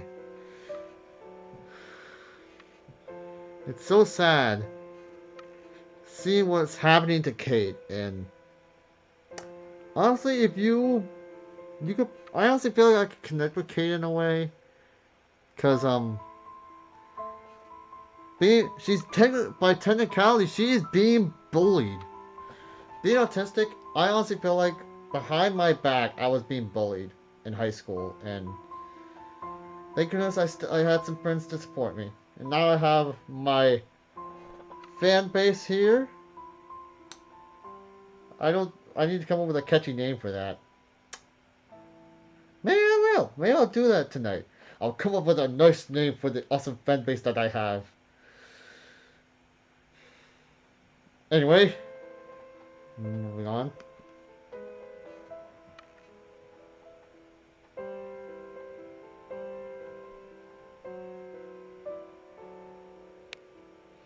Amidst the chaos, in the middle of the page, only one thing was written.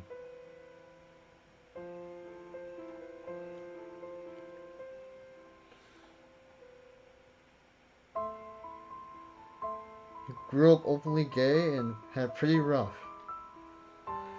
Ruby, thank you for sharing that. So that's something we can use to connect. Us getting probably bullied over, even though the things we were getting bullied over, probably getting bullied over was completely different, we still got bullied. Bullying is not the answer. Bullying is never the answer. And anybody who gets bullied out there in the world, let's just say, we're here for you. Like, you're never alone. Nobody's ever alone. I'm sorry.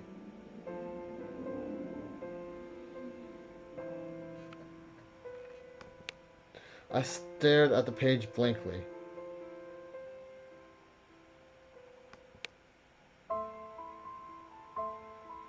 Gay haters and gay beatings were a scary thing. With all honesty, I think I was mostly beat up emotionally. And I just didn't realize that. You getting beaten, that's a scary thing. Nobody wants that. Ruby, here, you're a friend. You're a friend to all. You will never be beaten. You will never be hated. You are welcome with the most open of arms I could bestow upon this small camcorder that I have. So, yeah. Basically, you understand. You're welcome. Here you're our friend. Nothing else said. Was this? Was this really the end? Was it too late to save Kate? Oh, the music just changed. So that means we're on a mission now. We are on a mission. We must save Kate again. We got to go save Kate again. People, who's with me? Ruby? Are you here? Are you with me? Do you want to save Kate? We shall save Kate. No, and we shall do it as our hearts are entwined in friendship. And we will shine our way to Kate and rescue her. Make her our friend again. Once... No! No! I raised my voice before throwing the notebook.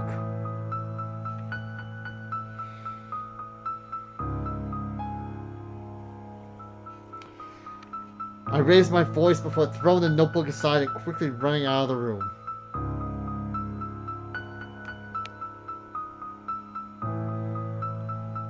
Well, I'm glad you're still here, Ruby. The newest friend I've made here on Twitch. And honestly, I met a lot of friendly people here on Twitch. I've watched a lot of streamers, maybe gain some insight and see if I can improve my way of streaming. So Ruby, let's do this. Let's go try and find Kate and make her our friend again. Like how we bonded over our past, Ruby. And thank you once again for sharing that. I was not going to let her go. I wasn't going to commit the same mistake all over again and let her die feeling like no one ever cared for her. I would never let that happen. I would never allow that. I had to hurry. There was no commotion outside the building, so Kate had to still be alive. She had to be somewhere. I quickly turned to Victoria's room and banged on the door as hard as I could. Please, Victoria, be useful for once, just once. Victoria then opened the door, her expression a surprised one. Max, are you here too? Where is Alyssa? Or Dana? Please, Victoria. Please! Victoria seemed almost startled. The troubled tone of my voice was enough to convince her to not question anything or what I was saying. Jesus, Alyssa should be outside the dorms. She usually reads something there. And Dana? She's probably in her room. Thank you. I quickly exclaimed before sprinting and heading towards the exit. Wait! What did you do? She probably noticed the broken knob. Hopefully I won't have to do any explaining. As I left the dorm, I scanned my surroundings and noticed Alyssa in one of the benches. Oh, by the way, Ruby, if you don't mind me asking, is my voice clear? If it isn't, I got water right here. In case my voice gets a little raspy. As I left the dorm, I scanned my surroundings and noticed Alyssa in one of the benches. There's some guys playing ball behind her. Oh no. Alyssa! Move! Alyssa lifted her eyes up from the book that she was reading. Her look screamed just how confused she is. However, she complimented and moved to the right, the ball flying past her and smashing a window from the dormitories. It's clear? Thank goodness, my voice is all clear, and I'm glad it's clear. I'm glad you can hear Ruby. You're like the one friend that I can always depend on, and I appreciate that more than anything. And Ruby, I'll just tell you this. This is just beautiful, honestly. Like this visual novel. Retrozone Studios really went out of their way to make this for us. They didn't have to make it, but they did. Now we got this work of art here. Can we both agree that this is beautiful? I almost bit my tongue. Ouch. But I'm fine. However, she complied and moved to the right. The ball flung. Oh, I read that already. Thank you, Max. You saved me from that one. She said with an apathetic smile, the usual. It's nothing, but please, Alyssa, have you seen Kate? I know she talks with you. Please, where is she? Alyssa is taken aback by the desperation in my voice, but thankfully answers almost immediately. She just gave me this book back and some money I lent her the other day. Kinda weird that it was all of a sudden. She asked... She asked me where Warren was, if that helps. Thank you. Thank you. She didn't see Dana then. She didn't see Dana then? Was she trying to give everything back before jumping off? Anyway, I'm going to do one more thing here real quick before I continue with this story.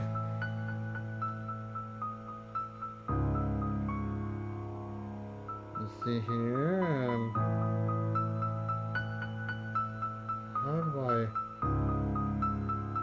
How would I share my account?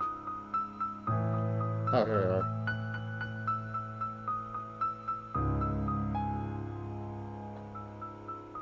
Anyway, let's see here, and... Folks, I'm going to put in my Instagram if you, want to go, check out my Instagram. It's really appreciated. Also, check out RetroZone Studios. I'll leave you a link to them in the description when I post this on YouTube, so you guys can check this game out for yourself. And yeah, let's move on. I reached into my handbag and pulled out my phone, dialing Warren's number as fast as my fingers let me do so. I put the phone up to my ear, just listening to the sound on the phone dialing the number. Number is enough to make my heart pound hard against my chest. Please answer. Please answer. Hey, Mad Max. What's up? You want to go? Warren, where are you right now? Hurry!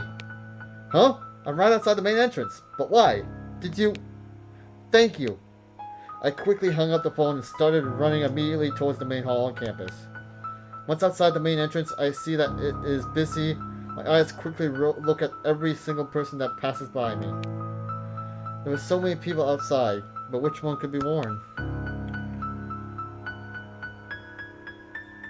Let's see here. Do this real quick. Boop!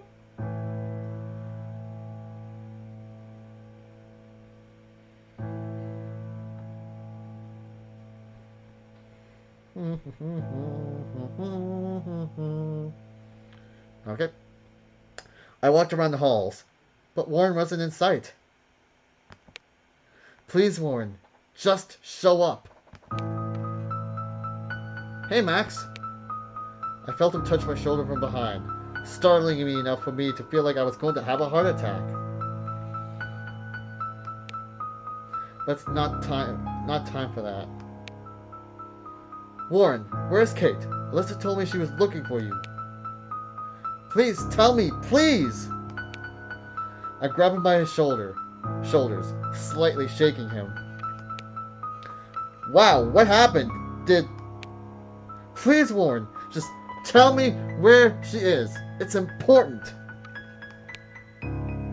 Warren finally sees that it's not the time to speak about emo music and finally answers. Well... She gave me back a movie I gave her the other day. She also gave me a note, but told me not to open it. And where did she go? I need to know that. I think she went to the dorms. She just went out that way. He pointed out the way I came through. Just when did she go back to the dorms? How did I not notice? Thanks, Warren. And don't open that note. Yeah. See you.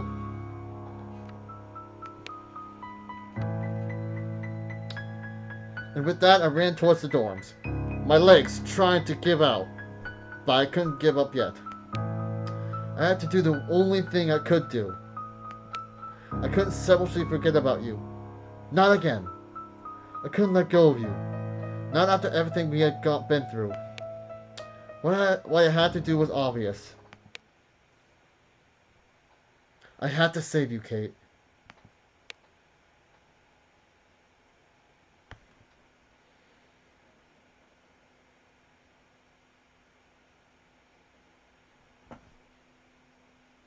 Yes.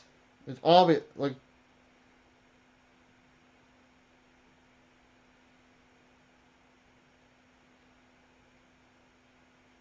eventually. Oh, wait. Wait. Patience. Patience, my dear. Eventually, I reached the outside of the dorm rooms while panting for air. Where was Kate? There wasn't a crowd around the building, so Kate wasn't on the roof yet. Right? I had to hurry. There was still a chance.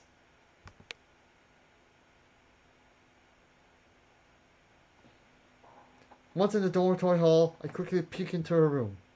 Nothing. I turned around to face the stairs, going up fast enough for me to almost trip. I kept going up the stairs until I reached the second to last couple of steps. In a rather bizarre scene, I saw Kate peacefully going up towards the roof right in front of me, as if nothing had happened to her.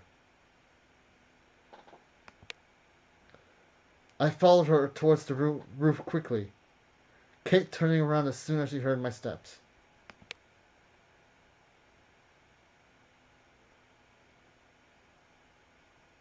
Max, what are you doing here? I looked at her with a blank expression. The feeling of elation upon seeing her is enough to make me cry by itself. My vision gets blurry as my eyes start to water. She was alive. Even if her mostly expressionless face could try to show something else. I could see her, touch her. I could even hear her voice. I tried to say something, but the knot in my throat wasn't letting me do so. Kate seems really calm. Almost too calm considering just what she was about to do. Why are you crying, Max? Did something happen? Her tone remained ever so endearing as she got closer to me, her hand reaching toward my face while wiping my tears away in an attempt to calm me down. How could she act so caring for others when she was about to end her own life? I looked up to her after she was done, trying to keep the visual contact between us as much as possible. What are you doing up here, Kate? I've been searching for you everywhere. I thought you had... Kate quickly answered. I just came over here to get some fresh air. I've been exhausted these last few days. Kate's voice became shaky, her eyes slightly watering as her gaze turned to look at the floor instead of me. Leave me alone. Oh, wait. Leave me alone, Max. There's nothing left to talk about. Not anymore. A soft sigh followed after, her feelings of disappointment being communicated clearly without need for any other words, leaving me without a clear response. Kate waited for a couple seconds. The melancholic look in her eyes made my heart ache. The moment her eyes locked into mine. She had given up hope, not only in herself, but in me too. But I couldn't let things end with just this. I could no longer be a coward and run away from her in a pathetic attempt to fix things. Kate turned around soon after, taking a couple of steps away from me and towards the border of the roof. I clenched my fists in frustration and followed behind her, grabbing her right hand with my own. This immediately got Kate to look at me. My eyes started staring deeply into hers, before speaking with a stern tone towards her. I saw your room, Kate. I could remember it vividly. That dark, depressing and gloomy aura that the room was once enough to feel more than unnerving to me be in. My right hand held tightly onto Kate's my thumb shyly caressing the top of her hand as I kept talking. I saw your diary too. What do all those nooses mean? Why did you write waste all over the place? Kate, you're going to end it, aren't you? I couldn't bring myself to say it directly, but Kate's distraught expression shows that my message at the very least made it clear. I took another step towards Kate, my voice being barely louder than a whisper. Kate, please, let me help you. I haven't been the best friend. I don't even deserve to be called that. But we can do this together. After yesterday, I just want to go back to the time in which things were okay.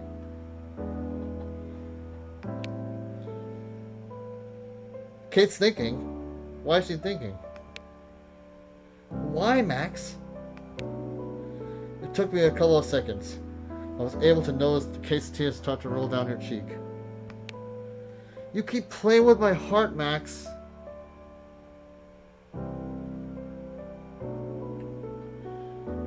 Sorry, looks like I'm such in the moment. I'm trying. You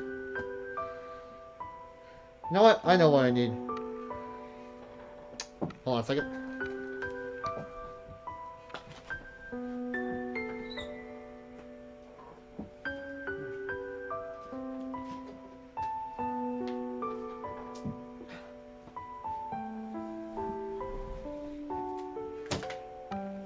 There.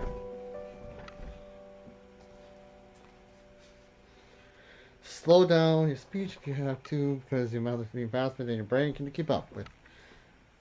Don't worry, I just got a nice sip of water, so I think I should be good now. Anyway, you keep playing with my heart, Max. Kate's voice became louder and desperate as her hand let go of mine. She was rightfully angry. All that frustration was starting to come out all at once. You pushed me away just to drag me back in with your sweet words. You keep promising stuff to me like you did back then. Tell me that we'll always be together.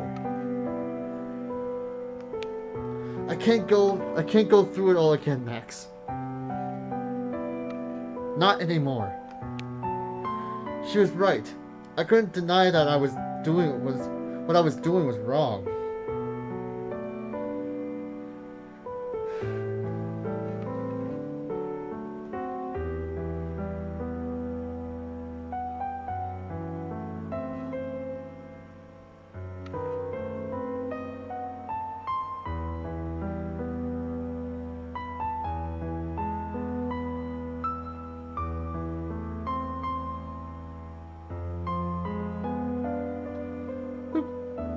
Boop.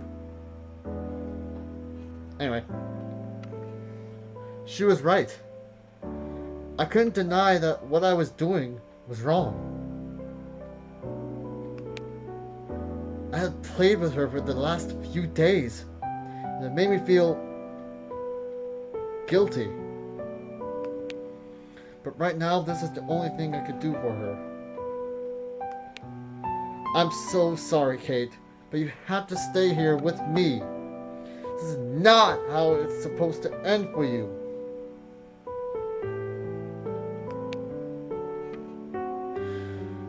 Oh no. She just got that expression on her face. I know that expression. She is angry. She's really angry. Then how is it supposed to... Amazing. Then how is it supposed to end? Should I just stay as a... I'm not saying that word. In everyone's mind? Stay here in Blackwell without any friends? A family that hates my guts now? Even you left me, Max. That's not true, Kate. You have your friends from Bible study, and I really doubt your family hates you. You have me too, Kate. I really just... What about your promise, then? From the beginning, When you started drinking tea with me, talking to me after class, and inviting me to your room. You even promised we would never leave each other. That you would always stay with me. And even then you left me. She looked at me, her anger and sadness clashing in a turmoil of emotion that was reflected on her watery tears, on her watery eyes. What happened to all that? Did you really think it would be for the best? Kate gave me a spiteful chuckle. For the best of who, Max? Her words caught me off guard, leaving me with no real answer to everything that she said. I wanted to tell her that we would be okay, that we would go back to the old days of drinking tea and eating together. But that would be another lie. The damage was already done, and I couldn't do anything to repair all of it. Not anymore. There's nothing else for me to look forward to, Max. We are supposed to part ways, aren't we? So, as a last request, please, just... Kate let out a conclusive sigh before she finished. Let me rest.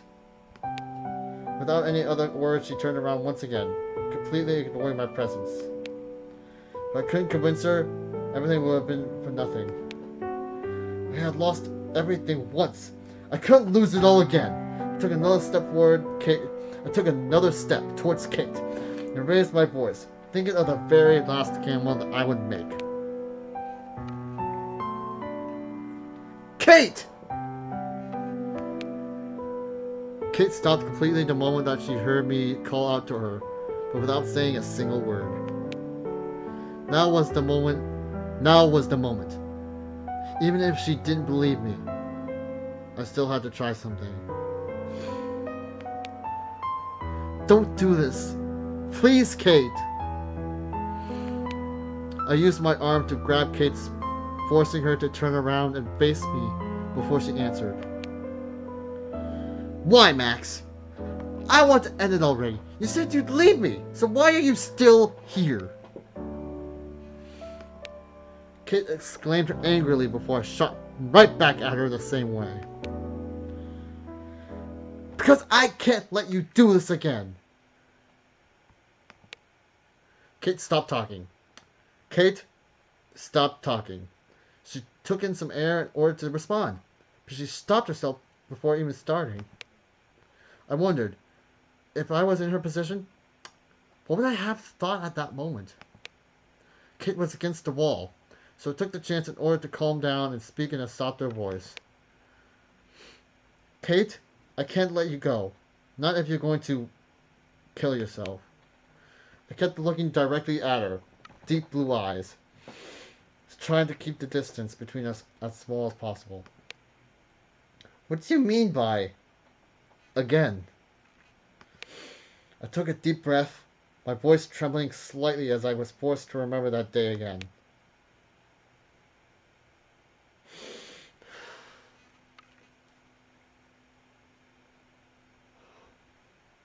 Oh, wait.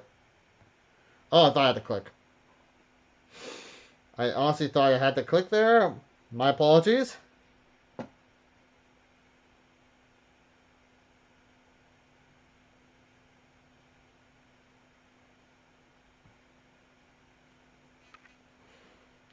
Stop! Oh, wait. It's not all loaded yet. Oh, Windows is getting all runny. Stop! Don't come near me!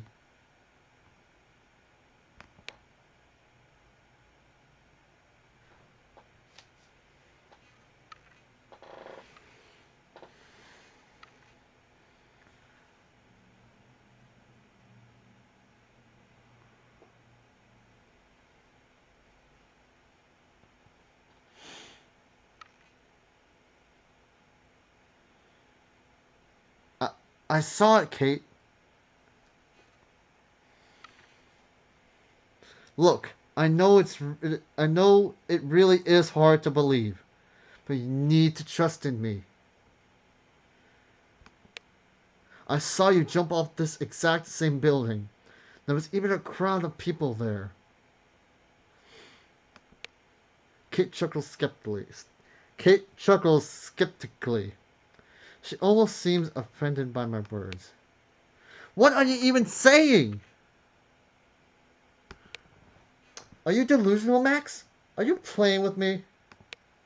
I shook my head before she was even able to finish talking. I am not, Kate. I won't lie to you. Not about this. I looked away for a couple seconds, hesitating over my words.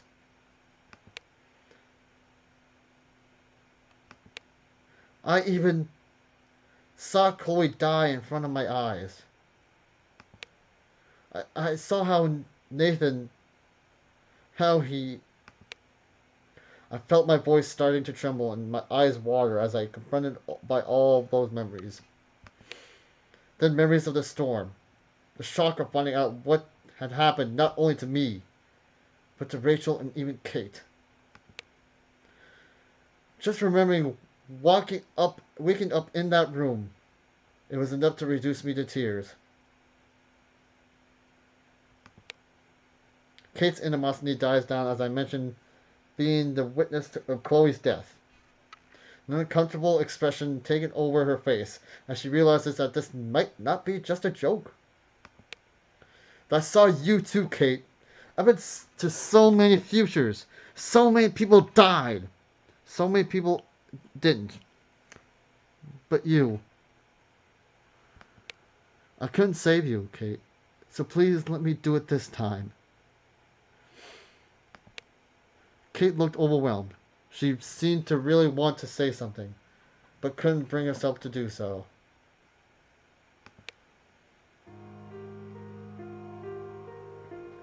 I've been the worst to you these last few days. But I don't want to give it up. I don't want to give up on you. Not anymore, Kate. I tried to get rid of you, Kate. All because I was scared of losing you again. I couldn't forget that feeling of seeing you jump. Knowing that I couldn't save you. That it broke my promise to be there for you. I took a second to clear my throat, trying to avoid choking up as much as I could. If I were to lose you once more, if you were to jump off, what would have become of me?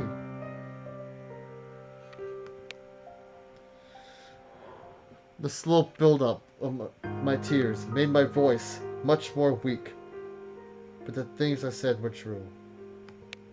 If Kate left me, if Kate went away because of what I did, I brought my hands towards Kate's, holding them, caressing them softly as I spoke to help me calm down.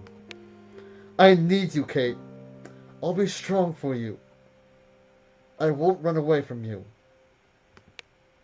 I know this is really hard, but I promise I'll explain all of it soon. Just give me a second chance, Kate. I'll make things right. Max? Kate gave me a nervous chuckle as a last-ditch effort to compose herself. Why are you like this? I could start to see her tears slowly sliding down her face, her hands shaking slightly as she spoke with a trembling voice. I can't stop thinking about you. Max, you haven't left my mind since I've met you. Your nice words, the times that you spent listening to my music, the way that you always make time to talk to me. Why can't I stop this feeling, Max? Why do you make me feel so terrible when I see your suffering? You confuse my heart so much. And when I think of you... She held my hands tightly as she spoke, her hands sometimes letting go of mine to try and wipe off her tears. This really was taking a toll on her. Her family, her feelings, and surroundings. She didn't deserve this. Not one bit. Not one bit. Why can't I push you away? Every time I want to do it, every single time I try, I just can't bring myself to do so. Because I can't live without you, Max. I could never do so. I brought up my right hand to her face, gently brushing her tears away with my thumb. An action that Kate didn't seem to mind. And I was ready this time. Ready to leave you behind. After what you said yesterday. I was so determined, and yet you still come after me. You still came after me. Kate said with a confused tone, taking a second to breathe. Her eyes then looked directly at mine before she asked her question. Why, Max? Because. I looked right back at Kate with my hands tightly holding onto hers. A wave of determination coming over me. Because I want to see you happy, Kate. I won't give up until you are Kate. You are Kate. This time, I'll protect you this time, Kate. Kate slowly moved closer to me, falling into my arms as she hugged my sides tightly. It was a bittersweet hug, one that I didn't hesitate over before answering right back with one of my own. My right hand caressed the back of her head, with her chin resting on my shoulder. Will you? It takes her a couple moments to speak, her hands squeezing me, almost to the point that it made it hard to breathe. Will you stay with me, Max? I didn't doubt for a second before answering. I will, Kate. I'll always be here. I'll do things right. I'll make things make sense. So please, just don't give up, Kate. Kate didn't answer my questions. But she didn't seem to do so. The way that she held on to me was all I needed to know what her answer was. And there we stood, hugging each other, time frozen in a bittersweet moment. The warm feeling of the sunlight washing over both of us. The sound of the chirping birds that I found annoying not so long ago. The soft feeling of Kate's clothes against my hands. It all felt alive. Kate was right here, next to me. The feeling of her arms wrapping around me being enough to overwhelm me with joy. I closed my eyes and took a deep breath, holding Kate as close to me as I could, wishing that the moment could last forever.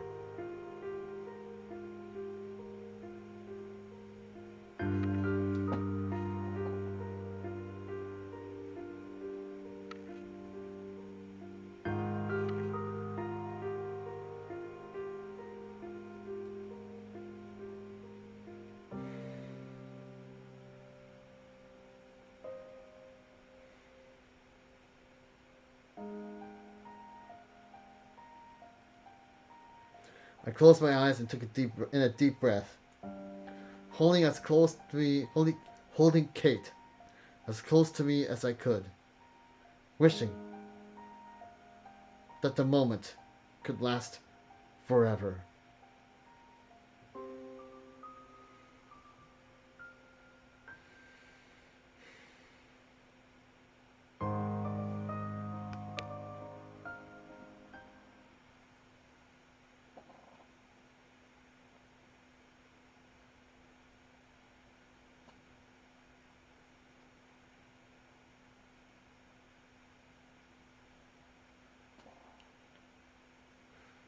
So what's going to happen now? Please.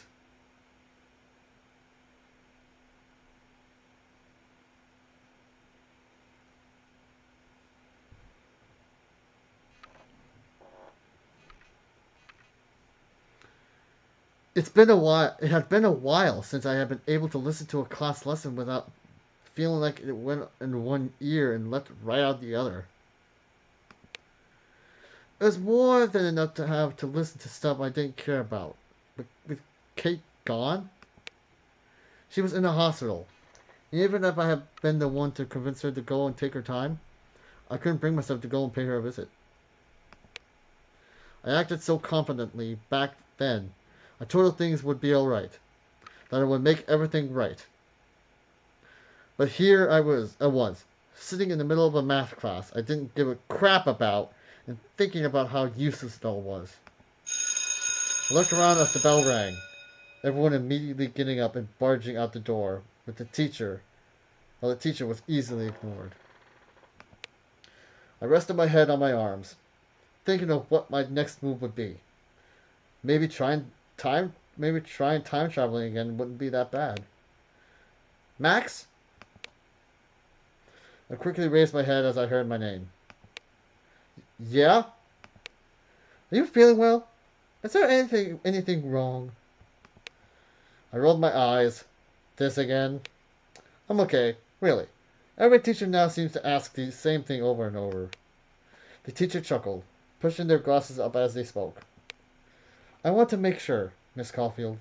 There have been some rumors about Kate. I'm sure you've heard them. Just be careful out there, alright? Kate's frustrated attempt to kill herself was a rumor that spread quickly once people found out about her room. Teacher said that she had gone back home because of family issues. But in a town as small as Arcadia Bay, one couldn't expect for such a thing to be kept a secret. Everyone seemed to be well. Well, it's hard to explain. Alyssa, Warren, and Dana were hit strongly by the news. Victoria didn't seem to be hanging out with her usual clique. At least not as often. So things were pretty quiet on that front. I took a deep breath before answering. Even talking was draining at this point. I'm fine. Really. I'm just exhausted. Didn't sleep too much last night. You know, my sleep schedule is a mess. Sounds like you know how to fix then. Sounds like you know what to fix then, Miss Caulfield. They chuckled. Once they were done, they headed towards the exit of the classroom. Oh, and please, don't go to the rooftop. They might be fenced now, but you'll get in big trouble for that. Just a small precaution. Yeah, I won't. And with that, they left the room. Just thinking about what happened on that rooftop made me feel... Honestly, I didn't know how to feel anymore. I had managed to save Kate for now, but there was absolutely no guarantee that wasn't going to happen again if I didn't act carefully. She believed my story.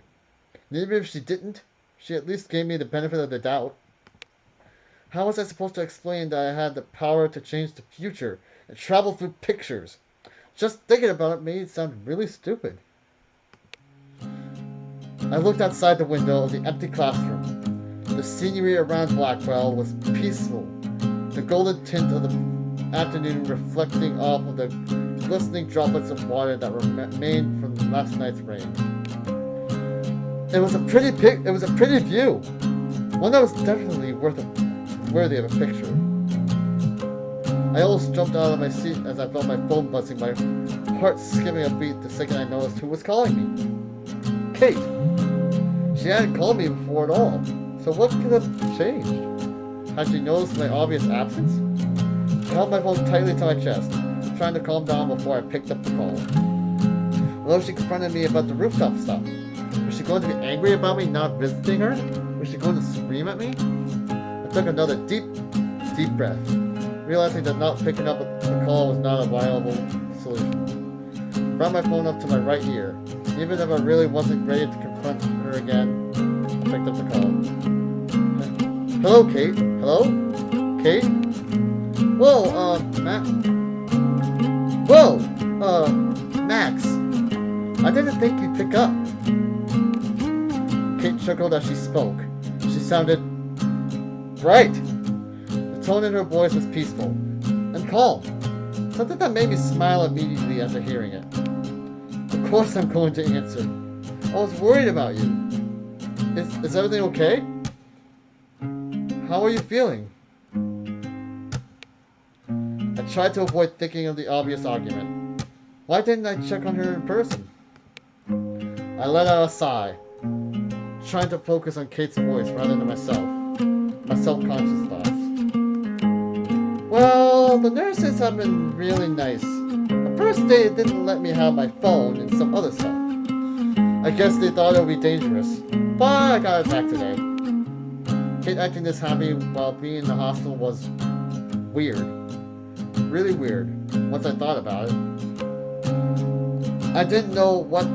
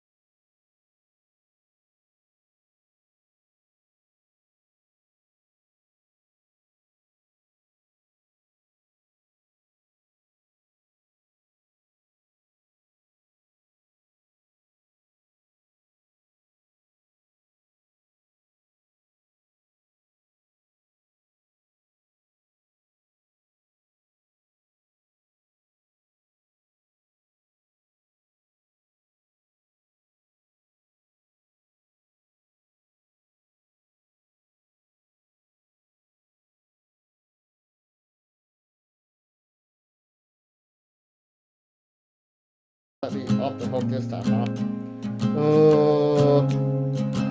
Do you not want to visit? I mean, you did promise to. It's not that. Kate giggles in a contagious way, getting me a bit flustered. I let out a deep sigh, trying to get my thoughts in order. It's just been a bit rough.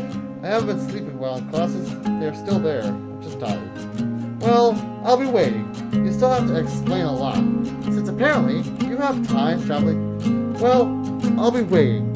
You still have to explain a lot. Since apparently you have time traveling powers like it's some sort of movie. So you better do some explaining or I think we might have to switch places. Kate seemed a lot more into joking around the idea of me being some sort of time traveler. It was admittedly a bit out of character, at least compared to the last few interactions we had. However, I couldn't help but find it sweet. I promise it sounds really complicated, but I'll try to make it make sense. As much as a mysterious time traveling teenager going through alternate timelines can make sense anyway, you're certainly not making it any easier for yourself, Max. Kate snickered sarcastically before going back to her more friendly tone. It's a deal then. I'll see you soon. The way that she said that last word made it sound like she was saying goodbye. Kate didn't hang up the phone. You? Kate mumbled quietly, interrupting the short-lived silence between us. Did you want to tell me something, Max? I sighed and let out a chuckle. Since when did you become a psychic? Kate was scary sometimes, but I guess that my lack of talking made her suspicious. That's a secret. You don't just reveal those, you know. I couldn't help but smile. Was this the new Kate? Because I was starting to like her a lot. Look, Kate, I just wanted to say.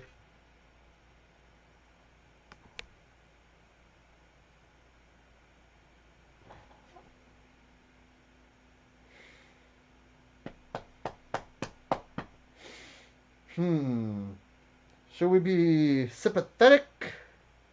Or should I say I miss you?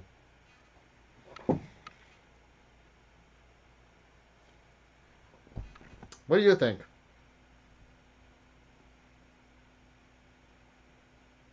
You want me to choose? You want me to choose, huh? Come on. I can't make all decisions on my own. Alright. I'm gonna say I miss you. I can already feel my tears building up. It had been a while since I last seen Kate, and imagining her being completely gone from my life once again was enough to break me. But there she was, talking to me on the phone. Even if I couldn't bring myself to see her just yet, it was the only thing I wanted to do right at that moment. I miss you. I miss you so bad, so bad. I wiped away my tears, my voice becoming almost hard to distinguish, as I had become a sobbing mess. I almost lost you again. You were suffering and I was such an effing idiot. Kate's tone seemed much more warm and soothing as she tried to calm me down. It helped, but not as much as one would have liked. It's okay, Max. It's okay. You did your best. You showed me that you care and saved me. I'm really thankful for that. I'm so glad you're fine. If something had happened to you. I couldn't continue what I was saying, taking a couple seconds to clear my throat. I just really want to see you again. I want to drink tea with you. I want to watch a movie with you like we used to do. I just want to go back to normal, Kate, when everything was alright. Kate didn't answer for a bit, giving me just a moment to try and not break down even further. And they will, Max! We might miss this week's tea party, but we can have two next week. I stayed quiet for a bit, smiling as I finally managed to control my tears thanks to Kate's jokes. 2 tea parties were definitely overkill, but at that moment the idea sounded absolutely perfect. Really? Really. Now I'll bring those mint cookies that you really like too.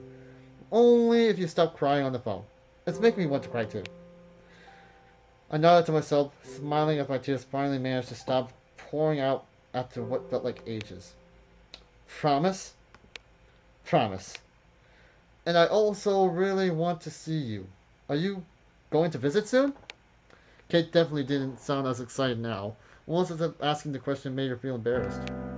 Sorry, it's just after what happened, I can't help but feel guilty. School's been eating me alive, and things are really hard after everything, really. So you aren't coming? I don't really mind. It, it's just, it's not that. It's just, I don't know how to feel, Kate. After what I did to you, I don't know if I can go and just, well, see you like nothing's happened.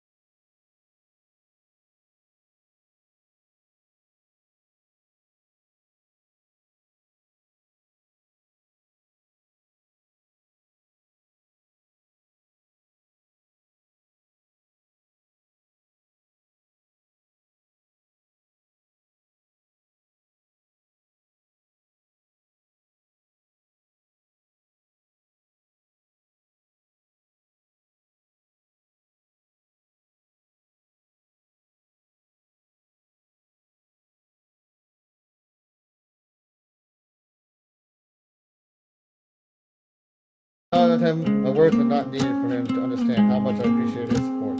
Just knowing that he'd be there for me. Warren was sometimes an interesting guy, but moments like these made me happy to be able to count on him. With that, Warren walked back to the dorms with a cheerful step. Just talking to Warren made me think how much I had been ignoring him. The rest of my friends, the week I spent with Chloe has been so chaotic. We had been to the underground bunker of some crazy rich family. We had been the witnesses of a massive tornado. I saw Chloe die countless times. Just standing here felt weirder than all of those. I had stuff to fix. I couldn't leave Warren and others behind. I had to make things right, and that didn't only mean Kate. However, I didn't have enough time to think about what was going on with Warren. Just hearing about how Victoria had been spying on me and made me extremely suspicious of her, even slightly angry at the girl. Victoria was known by everyone as the perfect girl. At the same time, everyone that wasn't in her little group would know her as the biggest bee to ever step on this green earth. A very interesting dichotomy, I must say. Long before I had even known of her involvement with Kate, the Vortex Club, or Nathan, I already didn't like her. Nor what she had done only exacerbated the problems. And so, with the school halls not being able to offer anything of interest to me, I started to make my way towards my room.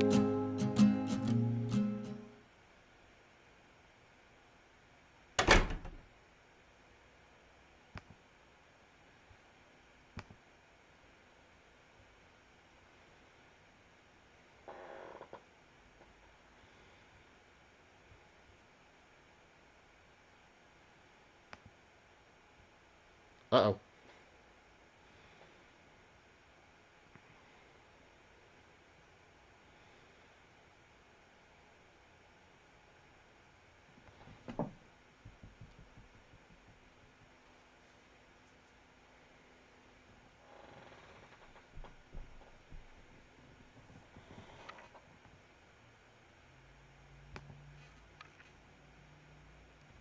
Oh, okay. You know what?